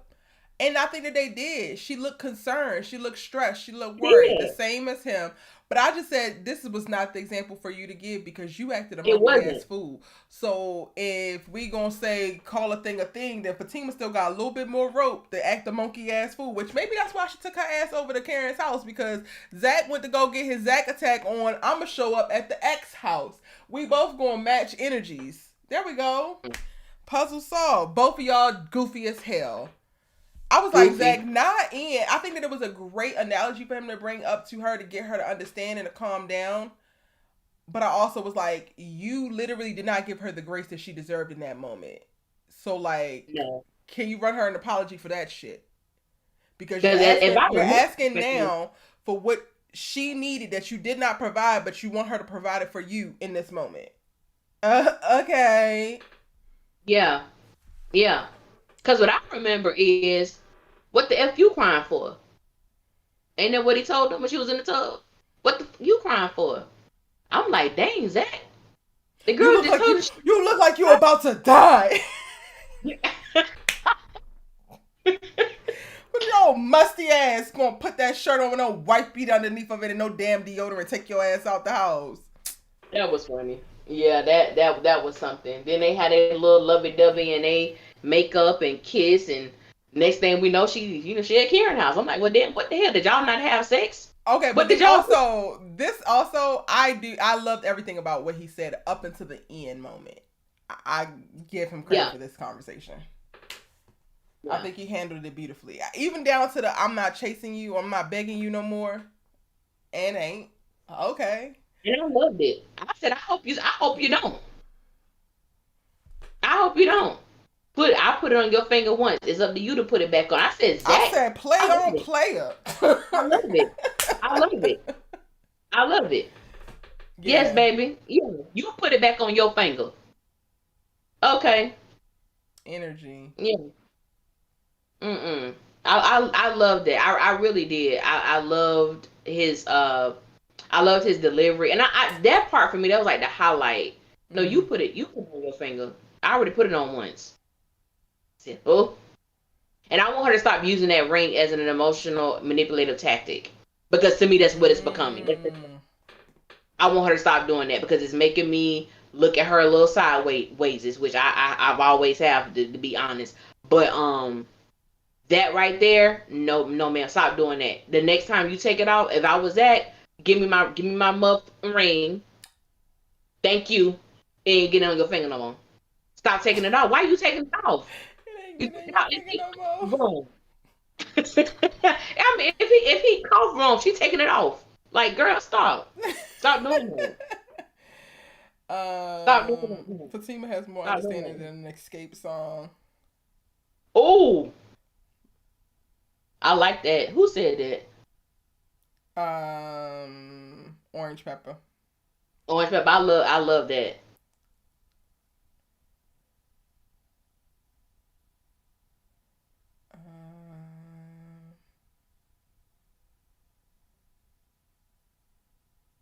Andy and Maurice are my least favorite characters. You too, Jessica. Are we okay? Since this person brought up Maurice, Andy and Maurice are their least favorite characters. We gonna have to. And I'm sorry, I'm gonna go ahead and apologize now, y'all. My video is over 30 minutes, and I don't think I talked about Danny or Rodeo in the whole damn thing. Because Ellie, where did this come from? You have had your feet dug in the sand about this man for 2 whole seasons. And 1.5 episodes go by after he parades a white woman with your ring on her finger in front of you. And now all of a sudden we the Brady Bunch? Like, I can't take it seriously. Like, I feel like I've like blocked it out like a traumatic event. Like Danny is not going to take me there because, girl, what the fuck are you even doing? Well, I talked about them. I'm sorry too, y'all, because I think my review is gonna be about 35 minutes. I think once I edit it, it's gonna be 35 minutes. This is what I gathered. Okay, I feel like you. I said, was I watching the Twilight Zone? Said y'all. I said, did I miss something? Did you Invasion miss of the something? damn body snatchers, Allie. Yes. Did we had to have missed something? Because all Danny did was go to work, had a normal work day other than dealing with Q, and all of a sudden you come home, and then she looked like it was torture for her to even get the words out. She supporting her, but I think maybe we can, maybe we could give it a try. I'm like, why you doing all? Why you so uncomfortable? It's taking you all of that to say that. Then, baby girl, y'all need to try. Then this my thing too. That hypocritical spirit and that spirit of contradiction. People dragged Karen. Will continue to drag her. Then he having sex with a whole engaged man. She just told this whole engaged man that I want to give it a try. What? Mean? He's with Mindy. Now, granted, we don't care about Mindy, but that's still his fiance. How you gonna tell this man you want to give it a try with him? And I'm sorry, I don't like Preston. Preston is, and I said this in my review. He giving me the vibes of you too damn eager to jump in a black woman's coochie, and I don't want to think that about you. I don't want to think that about you, Preston. But that's the energy that you're giving me. I know he got feelings for Danny. I'm not dismissing that, but he's just too like. It doesn't make sense. And then she said, "Have you learned your lesson?" What lesson? What was the lesson? I literally yelled at. What was the reason? Yes. Because first it was because you don't know how to deal with a black girl, and I'm not actually going to teach you how to deal with a black girl. Then it's you make me uncomfortable, and it's racist bias, and your family ain't going to love me, and you don't know how to stop coming into my damn house, and you show up for me too much. Like, pick one, Daniela. What was the fucking lesson? To make sure you at my house so I don't get beat up by random guys who let to my house who automatically disrespect me after I give them some coochie because I shouldn't have given them no coochie to begin with. But Erica is not blaming victims, but also you need to be here to fucking save me. Is that the lesson? Girl, go to hell. Please. Double time. But yeah, I feel the same way as you. It was like, this was not warranted. And girl, when I say people were so happy, and if you're one of those people who was happy, I'm not saying this personally to you, but enjoy it. If this makes you happy, be happy, please. Don't come in my comment section because it's not gonna make it. I don't give a shit about it, honestly. Me neither. So much so that I don't mention it in my review at all. Okay. And at the same time, don't come at me talking about Karen when you applauding Danny's behavior. Don't come at me with that, because if I see it, I'm going to call you out. Don't come at me with, well, Karen should have respected Fatima and Zach's relationship. But you, oh yes, Destin. Damn Destin. Preston talking about damn that food. Damn Destin. Because what are we talking about Destin here? It don't make no sense. I've been thinking. She said, I was thinking. No, you didn't. When did you think? The whole scene, I was just like, girl, what? Girl, I screamed at my TV, my laptop, because I had to watch it on that. But girl, I was like, I thought about the Sandlot, and he was like, if you were thinking, you wouldn't have thought that. And I'm like, that's exactly what I feel. If Danny was thinking, she wouldn't have thought that. What the hell? What is going on? No, I want to take you out. I was cooking, but I'm so happy. I want to take you out to eat. This deserves a celebration. What?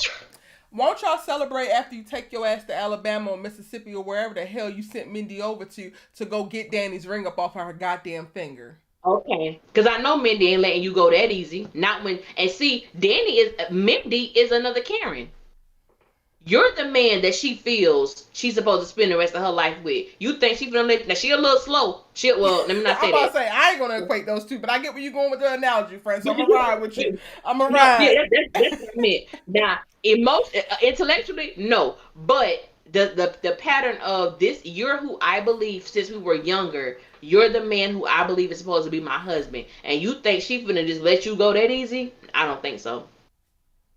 I don't think so. Karen, please do not wait for Zach in this way that Mindy set her simple ass up there. Please don't. Please don't.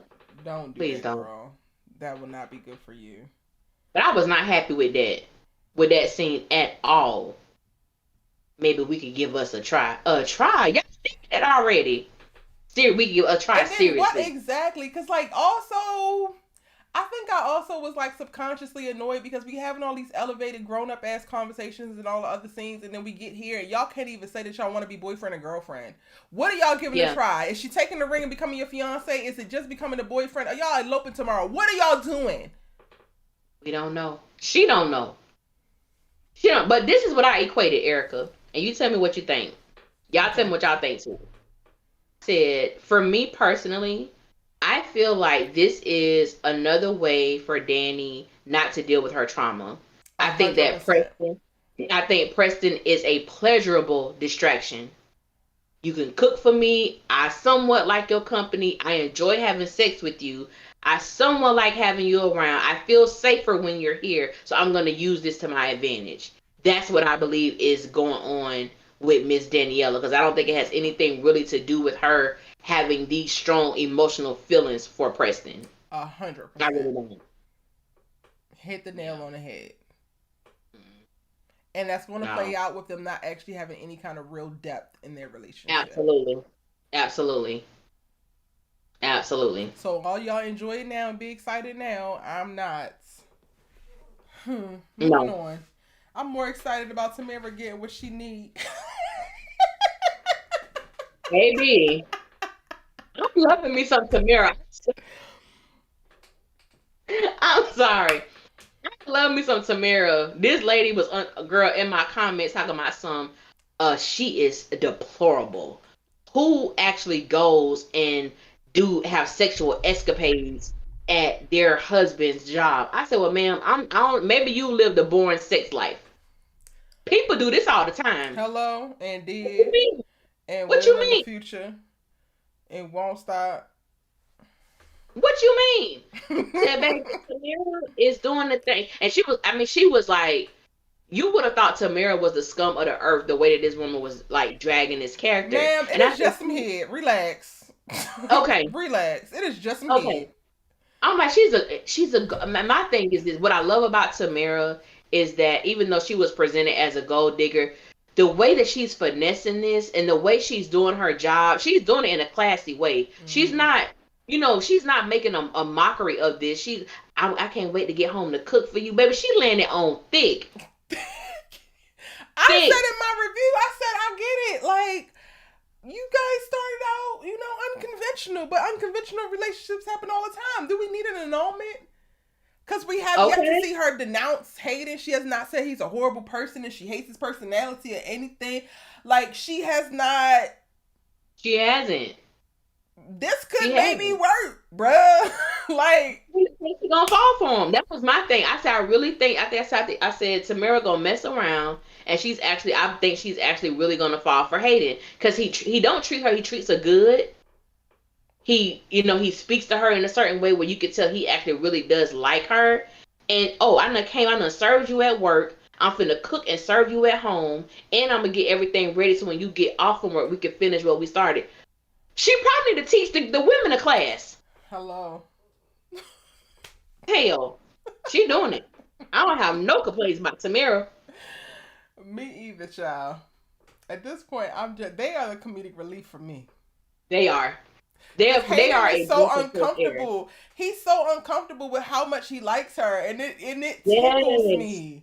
It tickles me so much. I love seeing him uncomfortable in this way. Yeah. And then Gary, I'm like, you go to hell on. You are Gary's involved. A hater. He's a hater. You couldn't get Andy to do this if you paid her. And Andy can be bought. You wish. Okay, there you go. She ain't coming up under no desk of yours. Hello? Sure not. Giving a horrible head according to you. Like, Gary, I need Tyler Perry to abolish Gary. Like, I need a new villain in a SISTAS. Like, I can't do Gary much longer. I really can't. I need somebody to bail Jasmine out of jail so she can get back on her job. That's what we need. We need Jasmine. Jasmine, you got to get on your Zoom. Even from prison, you got to get on your Zoom every day at 10. People didn't like Jasmine, but I was like, baby, Jasmine is doing her job. Jasmine? Yes, get her. She was doing it. I love back. We need Jasmine back for sure. We do. Last but not least is the whole. Sabrina, Maurice, Calvinist of it all. I can't. Oh shit. Now I'm opening up closets at my I was sister's really house. though. I thought you was about to find them. Whoever said that Andy and Maurice was their least favorite character. Andy, she's not my least favorite character. I would definitely say right now, my least favorite is Maurice. Is because when he comes up on the screen, I literally wish I could fast forward. Mm-hmm. And I think the sad part is his character to me has become a clown. He has become like a mockery, and it's so hard to watch him. And he's another one why it's really hard for me to have have compassion for and empathy for, because I'm like, to me, Maurice has shown truly no type of sincere, excuse me, he has shown no sincerity in the way that this situation has affected Sabrina's life, and the way he's going about things is sickening to me, because she had somebody put up all of this money to get you out, and you just doing stupid stuff at this point. Like dumb stuff. And I strongly despise the way that he talks to Sabrina, and the way that she dismisses it and acts as if it is okay. It is not okay the way Maurice talked to her. It's just not. And I just, even when Calvin was like, Maurice apologized, I'm sorry. And I'm like, she was like, it's okay, I understand. What do you understand? I want Sabrina to go off on him so badly. I really do. I want to go off on him so badly, because it doesn't make any sense. And I don't like Calvin and Sabrina. Calvin pissed me off when he was like, oh, I thought we could hang out. And she was like, no, I'm gonna go. Oh, so you can go be with old dude. Why do you constantly bring this man up? If you ain't calling him the African, you calling him old dude. His name is Bayo. Bayo. It's very easy. I'm like, and for me, I hate when he does that. Like, he does it all the time. Oh, you gonna be with him? Oh, he on the phone? Oh, it's him? Stop it. Just and then my thing, he really is. And I'm like, out of all the things Sabrina got going on, she ain't thinking about going to hang out with no man. That girl facing 15 years in prison. Penis. She's not facing 15 years in prison. Sabrina, take a Xanax and sit your ass down somewhere, because you're not going to prison for this shit. In her perspective, she thinks she facing 15 years in prison. Now, if for me, I have to hear them say, we gotta figure this out one more time, and nobody is opening up Maurice's laptop that they've already pulled security footage from before when he beat Alonzo's ass. Nobody is deciding to do that, but y'all keep saying every episode that y'all gotta figure this out, but y'all ain't figured out where Maurice's MacBook is yet. Girl, go take a nap. I'm tired. Well, why? Because that episode when Maurice did go through the bank's security system and pull up all this stuff, it was so detailed, and it was such a heavy emphasis on Sabrina and Maurice in that episode. And now to get here, and it's like, oh, well, there is no way to find out the truth. There's no way to find out where the footage isn't even mentioned. But when he beat up Alonzo behind, it's all the footage in the world. But for this, so it almost one of them storylines is just so easy for me to pull myself out of. Because I'm like, at the end of the day, it's not a thing. To the characters, it's a thing. I get it, but it's not a thing, because this can be fixed immediately, and it's just something that has. Somebody said Q sold it. That's funny. Oh God! Even Q's ass. I'm over seeing him. Where this lady come from? Where you get her? Who is she? And why she sitting there looking so stupid? Girl, Maurice is death dropping on the side of the car, like. Yes. The whole thing with these three stooges is laughable. We got a little ounce of something in Calvin wanting her to stay and hang out, and I'm like, Calvin, are you using this as a way? You do care about them, but are you using this as a way to try to stay close and connected with Sabrina? I wasn't necessarily for Calvin and Sabrina, but I do feel like he genuinely loves her. He does as well. So I want them to give it a try. again, I honestly, more than anything, I just want them to have meaningful ass storylines because this one is not it. I do not care. At this point, I want Maurice to go to prison just because he's getting on my nerves so damn much. Lock him up. I'm off of him being locked up. I really am. I'm off of him And being you can locked put that up. on your damn mugshot. You pissed Erica Vane off. Go to jail. Yes. Lock him up. Lock him up. All right, y'all. Let's see what some people got to say. Allie, you see any comments that you want to highlight? Let me pull them up. Let me see.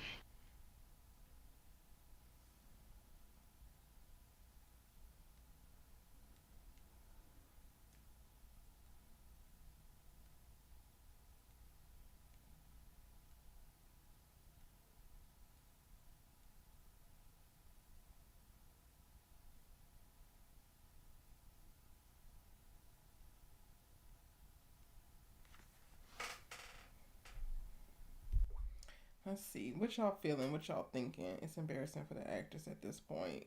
It is. He got them playing his clown show, but they getting paid for it. So you know what? Do your thing. They get paid great too. But I do agree. I get that. Calvin is screaming insecurity, and I don't blame him. It definitely is screaming insecurity. I feel like this is the most honest that he's been this entire time. While he was leading with the "I am who I am," he also still had a front and a cover and a defense mechanism to himself. But now, I think he's let that guard down with the both of them. I miss Jasmine Broader. She brought the heat. She definitely did. Jasmine literally brought the heat because then she set Gary's car on fire. I don't remember that. And she poured his mama's ashes in the gas tank. Oh, she bought the heat literally. She bought the heat literally. Oh my gosh, right. They never have the same energy for other characters, period. He has to show Danny he has options. He had to show Danny he had child. Don't let no, you know what, believe what you want, baby. Do your thing.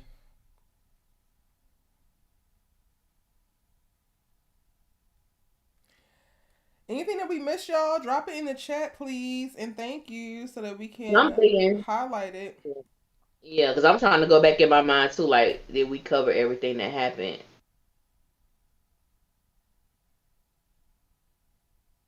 Sabrina want a man. We still think that Calvin ain't a man. No, I think Sabrina is still on that. And I think because at the end of the day, I think that Calvin has always been like very he's been honest with her.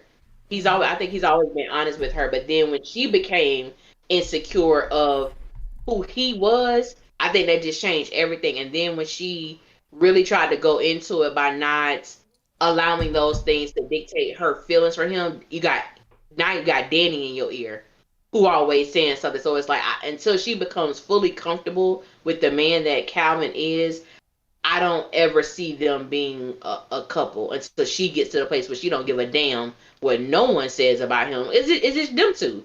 Mm-hmm. If you my man, you my man. And what they say, it don't matter. Child, I can't. DNC Greatness says, I believe Karen, which is Karen and Aaron, Cabrina, Dustin were also cute and had amazing potential in the beginning seasons, but they all got sabotaged to prop up TIMA, which is so dumb and backwards. Wait, they all got...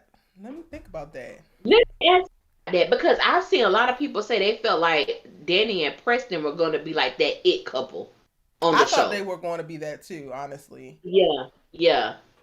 I never did, but I know a lot of people thought that. Well, and I was not necessarily like it as the favorite, but like it as the like stable example. Like I thought that they were going to be the like the on the side. Nobody got to worry about them couple. That's what I thought they were going to be. Yeah, I was like, I found it interesting. I was like, that's really interesting because when you think about it, I'm like, in actuality, I guess that is true. But then Danny lost her damn mind, and then Preston followed right behind. I never thought they were going to be the most popular because I don't think that people think that healthy relationships, they don't make those popular. Just saying. But I definitely thought that they were going to be the quote unquote example couple. Yeah. That's why they were saying Karen and Aaron. Karen and Aaron are boring. Karen and Aaron are... So I was like, boring?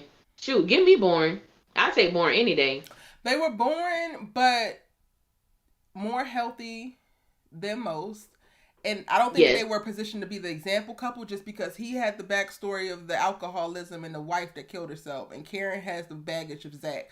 So they were never Yeah. really positioned to be the example. Right. Like Danny Right. came into the Preston thing being discarded by the situationship and not taken seriously, feeling discarded by the girlfriends and like looked down upon because of her size, and nobody really want her. And then this man comes up and he genuinely wants her, and he's country and he's wholesome, and she's outspoken and straightforward and a little bit brass, but coming from a good place. So that felt a lot like they have the least amount of baggage.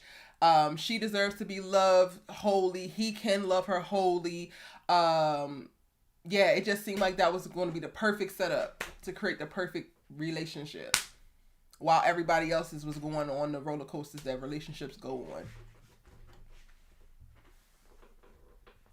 Because I never looked at him that way. Really? I never like. It was like, yeah, they cool, but I never. They never did it for me. They never did it for me at all. I don't know why. I wish I could go back and remember like how I felt initially when they started. Like I remember I did like Preston, and I remember they had like a very impactful moment from the very beginning when Danny was talking about like her insecurities and what she's working on, and and excuse me, and things of that nature. I think one of the things that really I guess frustrates me as a viewer and even as a writer, with is because you'll see, because I think she made a statement like, these are I'm working on some things, and I remember her telling Karen that like I'm working on some things, but I'm like, Tyler, what the hell is she working on? Mm-hmm. Like there's so many things that we don't see, and not that we have to know everything, but it's like if she's gonna continue to make that statement, can we please see exactly what Danny is working on? Well, I think also T is she's saying that to deflect because she ain't working on a damn thing. Which is what it is. And I said that's why I got irritated. I'm like, she ain't working on nothing. What is she working on? I used to say that all the time. Because me and Danny had a love-hate relationship in the beginning. I had a love-hate relationship with Danny. I liked her honesty, but when she got to the line about sleeping with Zach, I was just like, I'm out. I am out. Yeah. I don't play that shit. Yeah, that was something that was very that's why too, like even with Fatima, there are certain things that some of these women have done where I've been side-eyeing them. I started side-eyeing Danny specifically when that situation happened. I started side-eyeing Fatima when she brought Gary ass to Andy's apartment for $500. Why? I just rewatched that episode. Talking about something you need to help me. Oh, you did?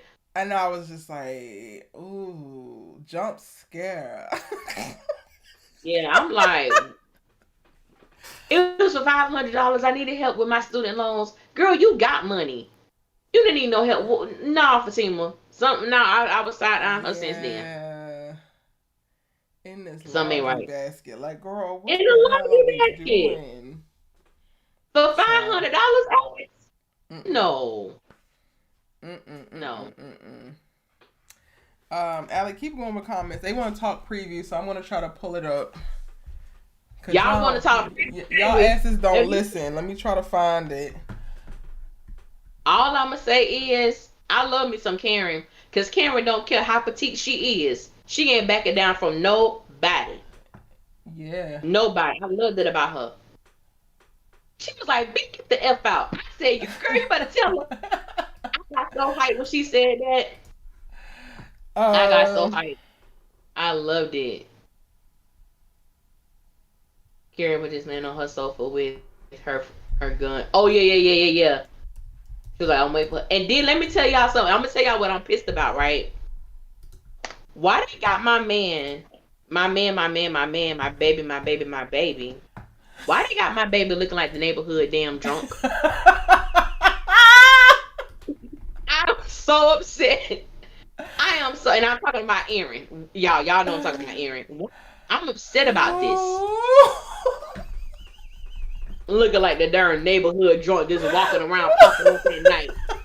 Girl, I was so pissed off. I didn't even know y'all don't got Aaron looking like this. No, City Boys is down. Well, technically he's not a city boy, but Baby, Yeah, I know. Yeah. when I saw, I said, why y'all doing that boy like this? That's not Why right. y'all doing Aaron like this? That For is Sabrina, not right. you're in recovery. You're in recovery. Have you been drinking? I had one drink. That's the famous line of alcoholics. You had more than one drink, brother.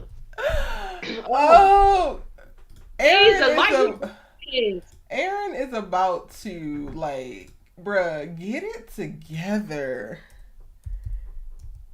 Tighten up, please. Yes, get on my nerves. Yes, DNC greatness. I was like, Karen crying, had that little tear coming from her eyes, baby. Mm-mm. Okay, I only have the end of episode preview. I don't have the trailer, so we gonna have to work with this, and y'all gonna have to like it or don't.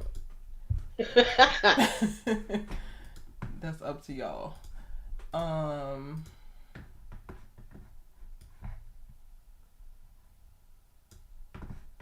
Know why Tyler made Aaron a preacher? the I don't understand. contradictory nature of it. Well, technically, Like, he's like a counselor. He's not like an altar call preacher. he doesn't have his own church. I be trying to tell people, I'm like, he don't have his own church. He's not leading the flock. He's leading groups. Are we ready, y'all? You don't want Aaron to become Travis. I swear. Okay, let me say this real quick. If Tyler Perry does that to Aaron, and I don't like this because I don't like when I see it anymore. Because if y'all gonna exit the show and start watching, just exit and you don't gotta come tell me. But I think I would stop watching. If Aaron became Travis, I think I would really stop watching. Because that would just be. Travis is this psychopath from If Loving You Is Wrong, who started out as the well-to-do guy. But he always seemed like he was a little bit off. He was always a little bit obsessive.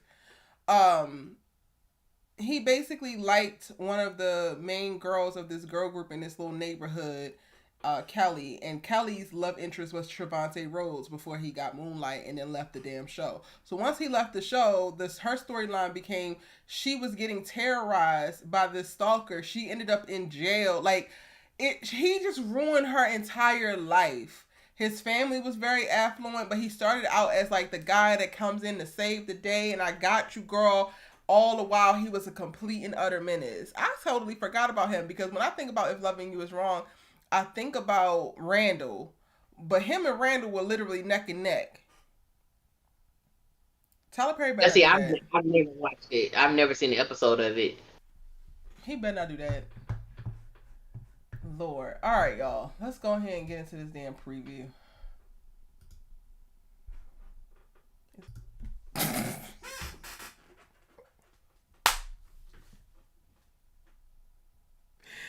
Aaron looking like an unk. I ain't even gonna hold you, Allie. Why they do him like that? Don't know. One more time. One more time for the one time. But I'm not happy. I'm not a happy camper.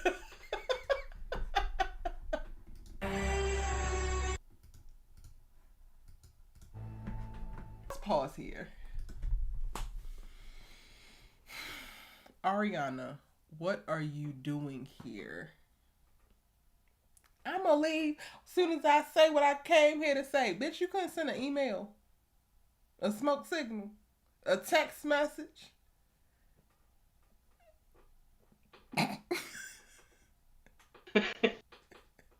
Still blow my mind.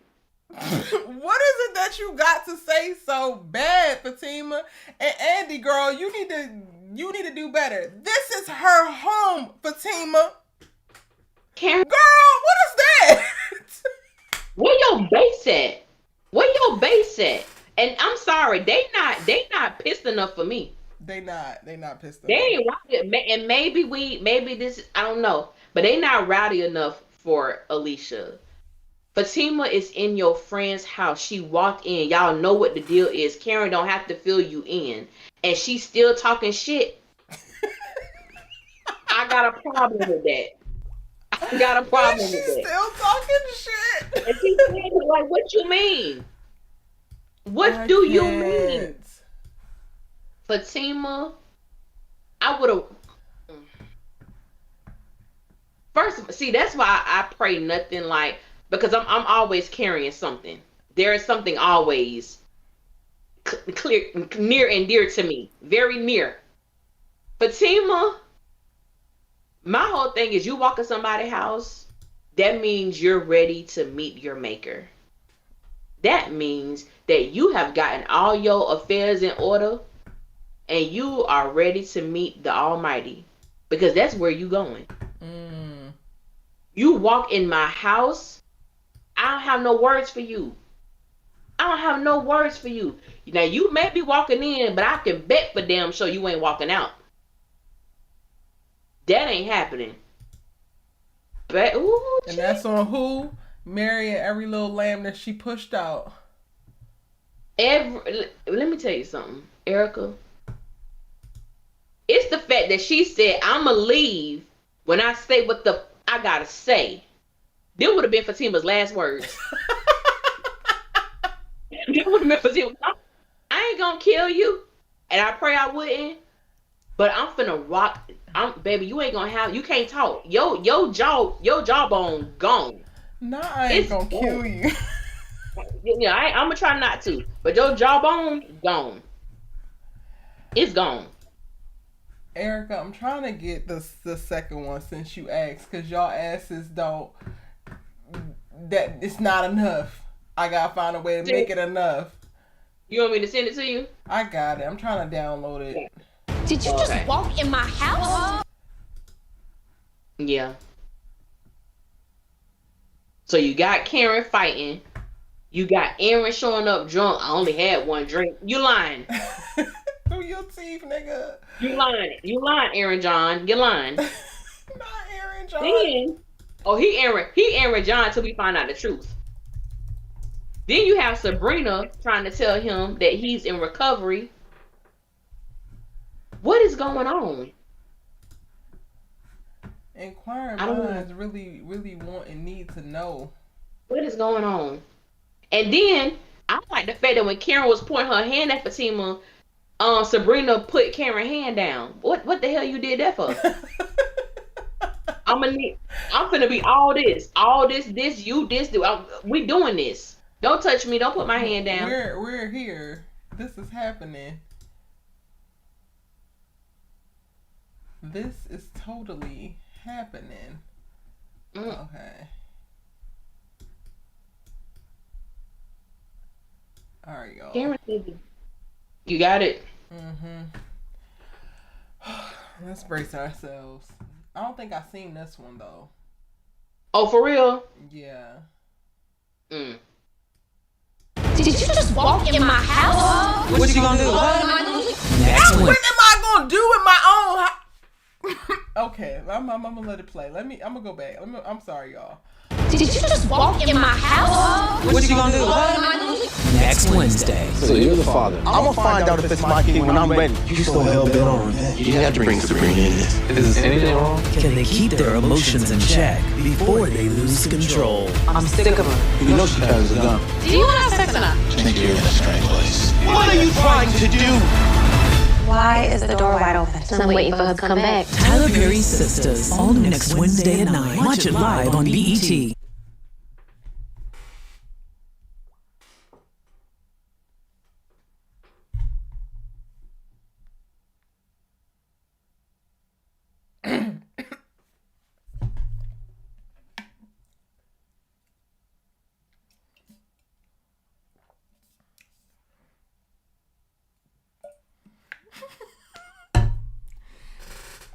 Allie, I think I'm gonna go pick up books. I think. Wait, you think? I think I'm good now here. I'm about to see what Book Talk is giving. Because what the fuck is... Why is everybody at Karen's house? Karen is the show. Karen, why do you got this gun, girl?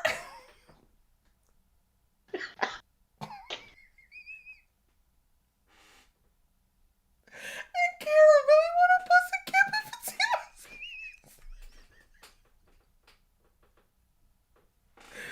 Ellie, what do we do?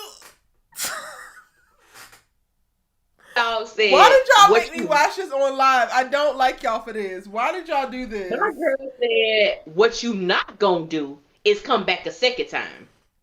Because if you do, I'm waiting here, and you gonna catch a hot one, Fatima. You gonna catch a hot one. And I ain't talking about an STD from that, but you finna get a hot, shallow, hollow point in your body, sis. Come through this door again. Come through this door again. Baby. It's the what is Karen going to do in her house? What do you mean? What am I going to do? Whatever the I want to do. Why are you here? What you gonna do? What are you gonna do in your house, Alicia? See, at that point, who was in front of her? Danny? Fatima ass should have been pushed or punched. One of the two. What you mean? First of all, who the hell you walking up on? I'm trying not to get too enthused because I don't want to say the F word. Who the hell you walking up on? My friend is pregnant. And see, this one thing about me, we not finna go back and forth. At all. That's one place I'm You're not going back and forth. We're not doing that. I'm finna knock the hell out of you. Then you, as you're on the ground, think about what you did. What I'm gonna do in my house, and then she gonna tell Zach I'm sick of her. What the hell she did to you? She don't even acknowledge your ass. You sick of her? Really? Okay. You sick of her. What is she doing? I tell you this, if Karen starts showing up at the law firm, I don't want to hear shit from nobody. Don't say not a damn thing. I don't want to hear nothing. If Karen is sitting on Fatima's hood in that parking garage, y'all better stay mute. Because this is ridiculous. Ridiculous. There's about to be a whole ass melee in the house, and then Aaron drunk ass is outside, and then Zach's sober, I got therapy ass is not too far behind, so it could potentially be a melee outside. I guess I would say we done with the filler episodes. I guess. I'm gonna find out in the baby mind when I'm ready. When you ready? What does that even mean? Girl, I have no idea. When you ready? I don't even understand it. I don't know what y'all want me to say about this damn trailer. I got nothing. I'm gonna go to talk. It further goes to show that Fatima needs to be dragged in every format of the word, because not only did you come in my house, you're questioning me, and then you asking me what the hell I'm gonna do to you while you in my damn house. Don't make sense. Don't make sense at all. And my friends around here, if I was Karen, I probably would, because depending upon how it go, because we ain't seen the whole thing, I'm gonna need a little bit more than this is Karen's home. No, baby girl. Fatima, get the out now. I'm gonna need Danny to say that. I'm the dramatic friend. Mean? I'm the bitch when you walk in. Oh, you done lost your damn mind. Like, that is me. Yes. Yes. This has now become a circus. From the moment you have stepped foot in here, we are now in the circus. Got it. And see, I'm very observant. The moment I would have heard the door, because everybody who's supposed to be here is here. Mm-hmm. The only other person who possibly may come is Zach. But I'm watching that door. I'm watching that door. And I don't see no man. Karen, I'm gonna need you to what? Ain't no way. You have nothing to say. Oh my God. Somebody better hear. He said that they don't know how Karen ain't been evicted yet. There's always some going down at her house. That is true. That is true. She still don't got no TV to this day. End up in nope. End up in a fight with Aaron and Zach. She ended up been Bean came in there. Zach got stabbed. She shot Bean 4-5 times. Yeah, now this happening. Save Sister said, ain't nobody tongue wrestling, baby. It's on go. Y'all all want Fatima to catch hollow points. It's on go. We not talking. You in my house. What the hell we got to say? You entered in here. Mm-hmm. And there are no words. There are no words. Then Karen crying. She pregnant, but you showing up here to cause stress on me, on the possible child of your fiance. This is what you choose to do. You need your ass beat for that alone. Period. Yeah, I can't take up for Fatima. It's no way. You finna fight a pregnant. Are you serious? So Karen can show up wherever the hell she wants to. Period. And I'm trying to figure out, where was Zach? Were you with Fatima? Did you show up in your car? Because how you here?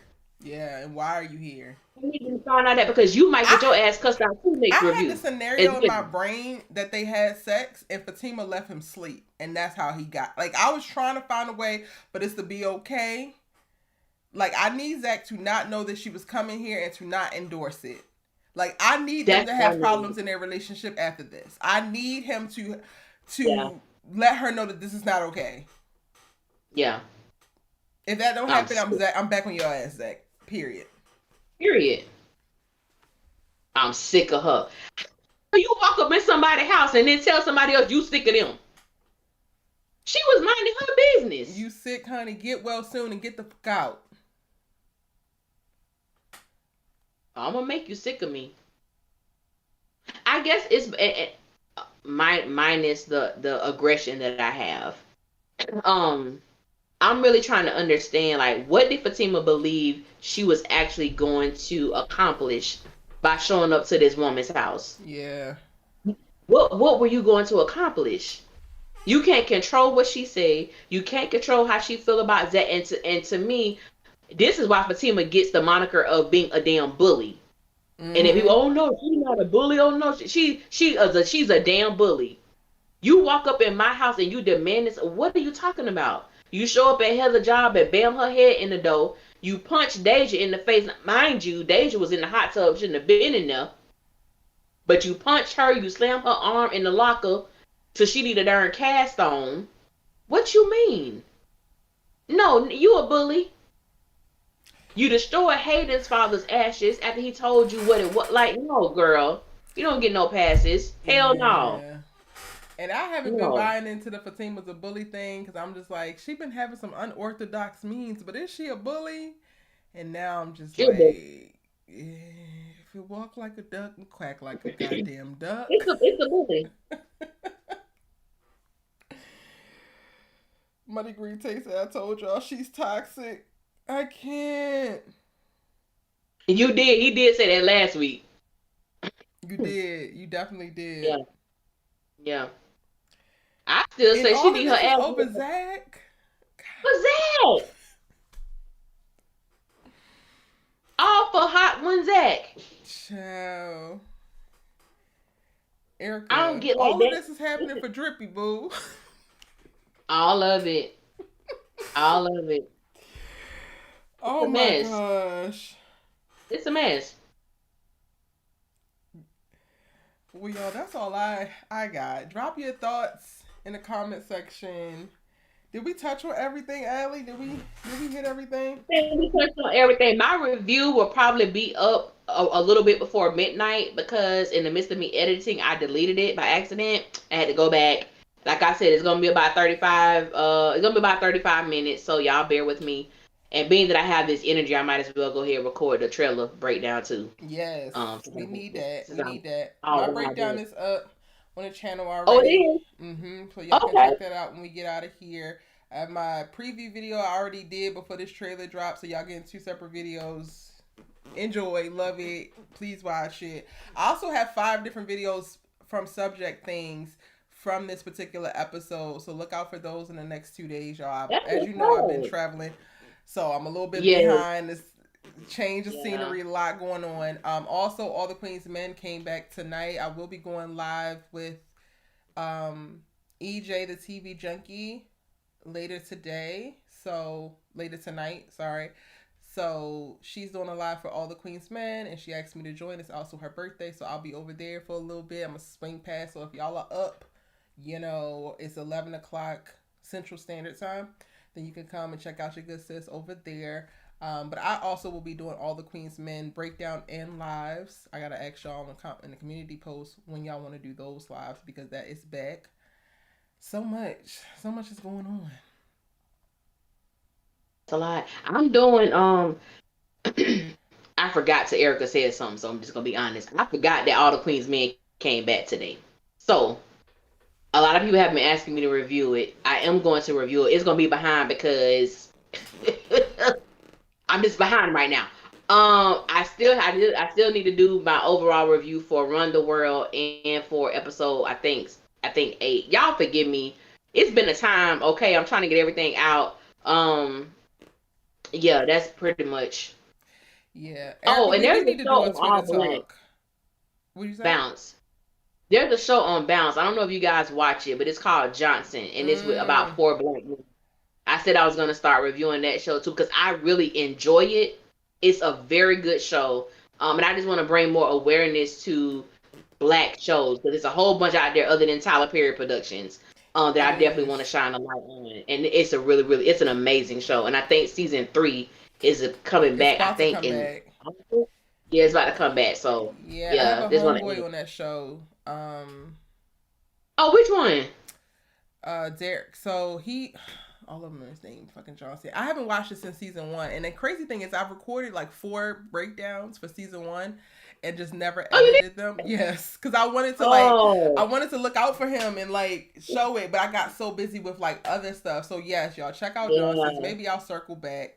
But he's like the lighter, older guy, not the like little scrawny, funny one, but the lighter, older looking guy. I love him. He's an amazing person. Yeah. Johnson is really, really good. Also, y'all, Allie and I did a reactions to the Twitter Spaces with DeVal, and we are working on getting that edited. So look out for that. We're going to be dropping one part on my channel, one part on her channel. Because listen, we are definitely still working behind the scenes. So y'all should get that soon. Literally love y'all because the way we gave 3 hours of our Saturday. Baby, let me tell y'all something. Last Saturday, me and Erica got on this thing here, and 3 hours, probably 3 hours plus of our lives dedicated to give y'all our responses to the Twitter Spaces with DeVal. People was asking us left and right, how do we feel about it? What was our thoughts about it? So we got together and we did that, and that was something. But we did it. And also, y'all, be sure to... well, I can't say be sure to. I would prefer or love it if you guys, while we're sharing recommendations, it's a tricky time for me specifically because I am pre-WGA, I am pre-SAG, and I have to navigate this space very cautiously while everybody is on strike. That's why y'all are seeing the disclaimers that y'all are seeing on all of my content. Support the labor unions, support the people who are on strike, whether it's writers, whether it's actors, whether it's about to be UPS or Teamsters. And you can do so, you don't have to do so monetarily, but you can do so by retweeting messages or reposting something on your IG. Taking time to actually educate yourself in what's actually going on is also a support thing. I have to make sure that in all my content I am putting that because it's a very tricky place. And I could potentially compromise my stature, my status within these unions if it looks like I'm crossing the picket line to be able to promote these companies. None of the things that I'm doing right now is to promote any of these damn networks, but definitely to promote the labor, the people who give of their time and their effort and their art to create these series that we enjoy so very much. So I want to make a point of like saying that. Support them and stand with them as well. It's sad. It's sad. I've dedicated to listening to like the stories that these people are experiencing and how people need to change their mindset of believing that all actors are rich. All the crew people they're not. We are not. They're not. And You're even not. once to arrive at a place of wealth, you also have so much to pay back. Like, I can think about how much I've already invested into my writing career, to my directing career, to my acting career, and have yet to break in. Yeah, y'all have yet to see me on certain things. I've done stuff, but not a big name yet. So, like, it is not what it appears to be. Hollywood is a lot of smoke and mirrors, and y'all are finally seeing the carpet being, or not the carpet, the shades being pulled back to see behind the scenes of like what's actually happening and how these big conglomerates are literally exploiting everybody. And it's unfortunate because it's not even just happening in entertainment. As I mentioned, like UPS is about to go on strike, the Teamsters is about to go on strike. But this is happening day to day. It's probably happening at your job. You probably ain't making it what you're supposed to make. And enough is a goddamn enough. Period. Yeah. And it's all over. Like I was talking to my godfather the other day, and I was telling him about my job, and they weren't paying us what we were. And I work in education, which y'all know that's horrible. When it comes to that, and just within the last maybe 10 months, we just got like a $5 raise, which we were surprised by that.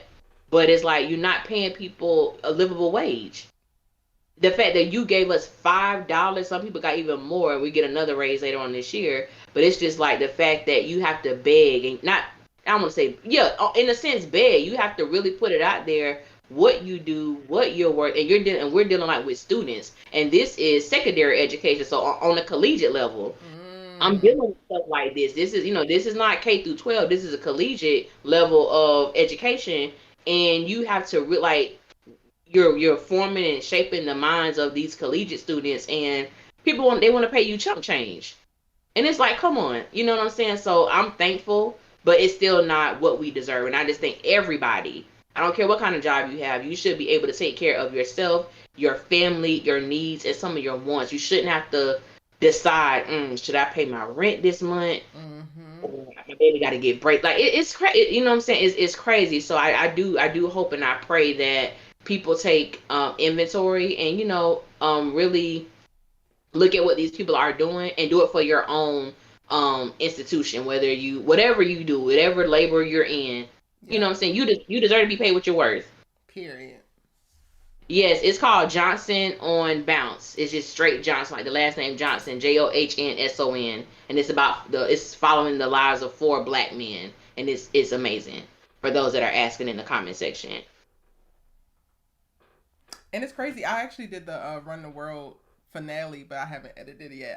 Because I enjoyed that finale so damn much, so I immediately recorded it. Let me tell y'all something. If y'all have not watched Run the World, get on it. It's on oh God, what is on? Stars. Allie, don't have me say these studios. I'm trying to stay away from saying these studios names.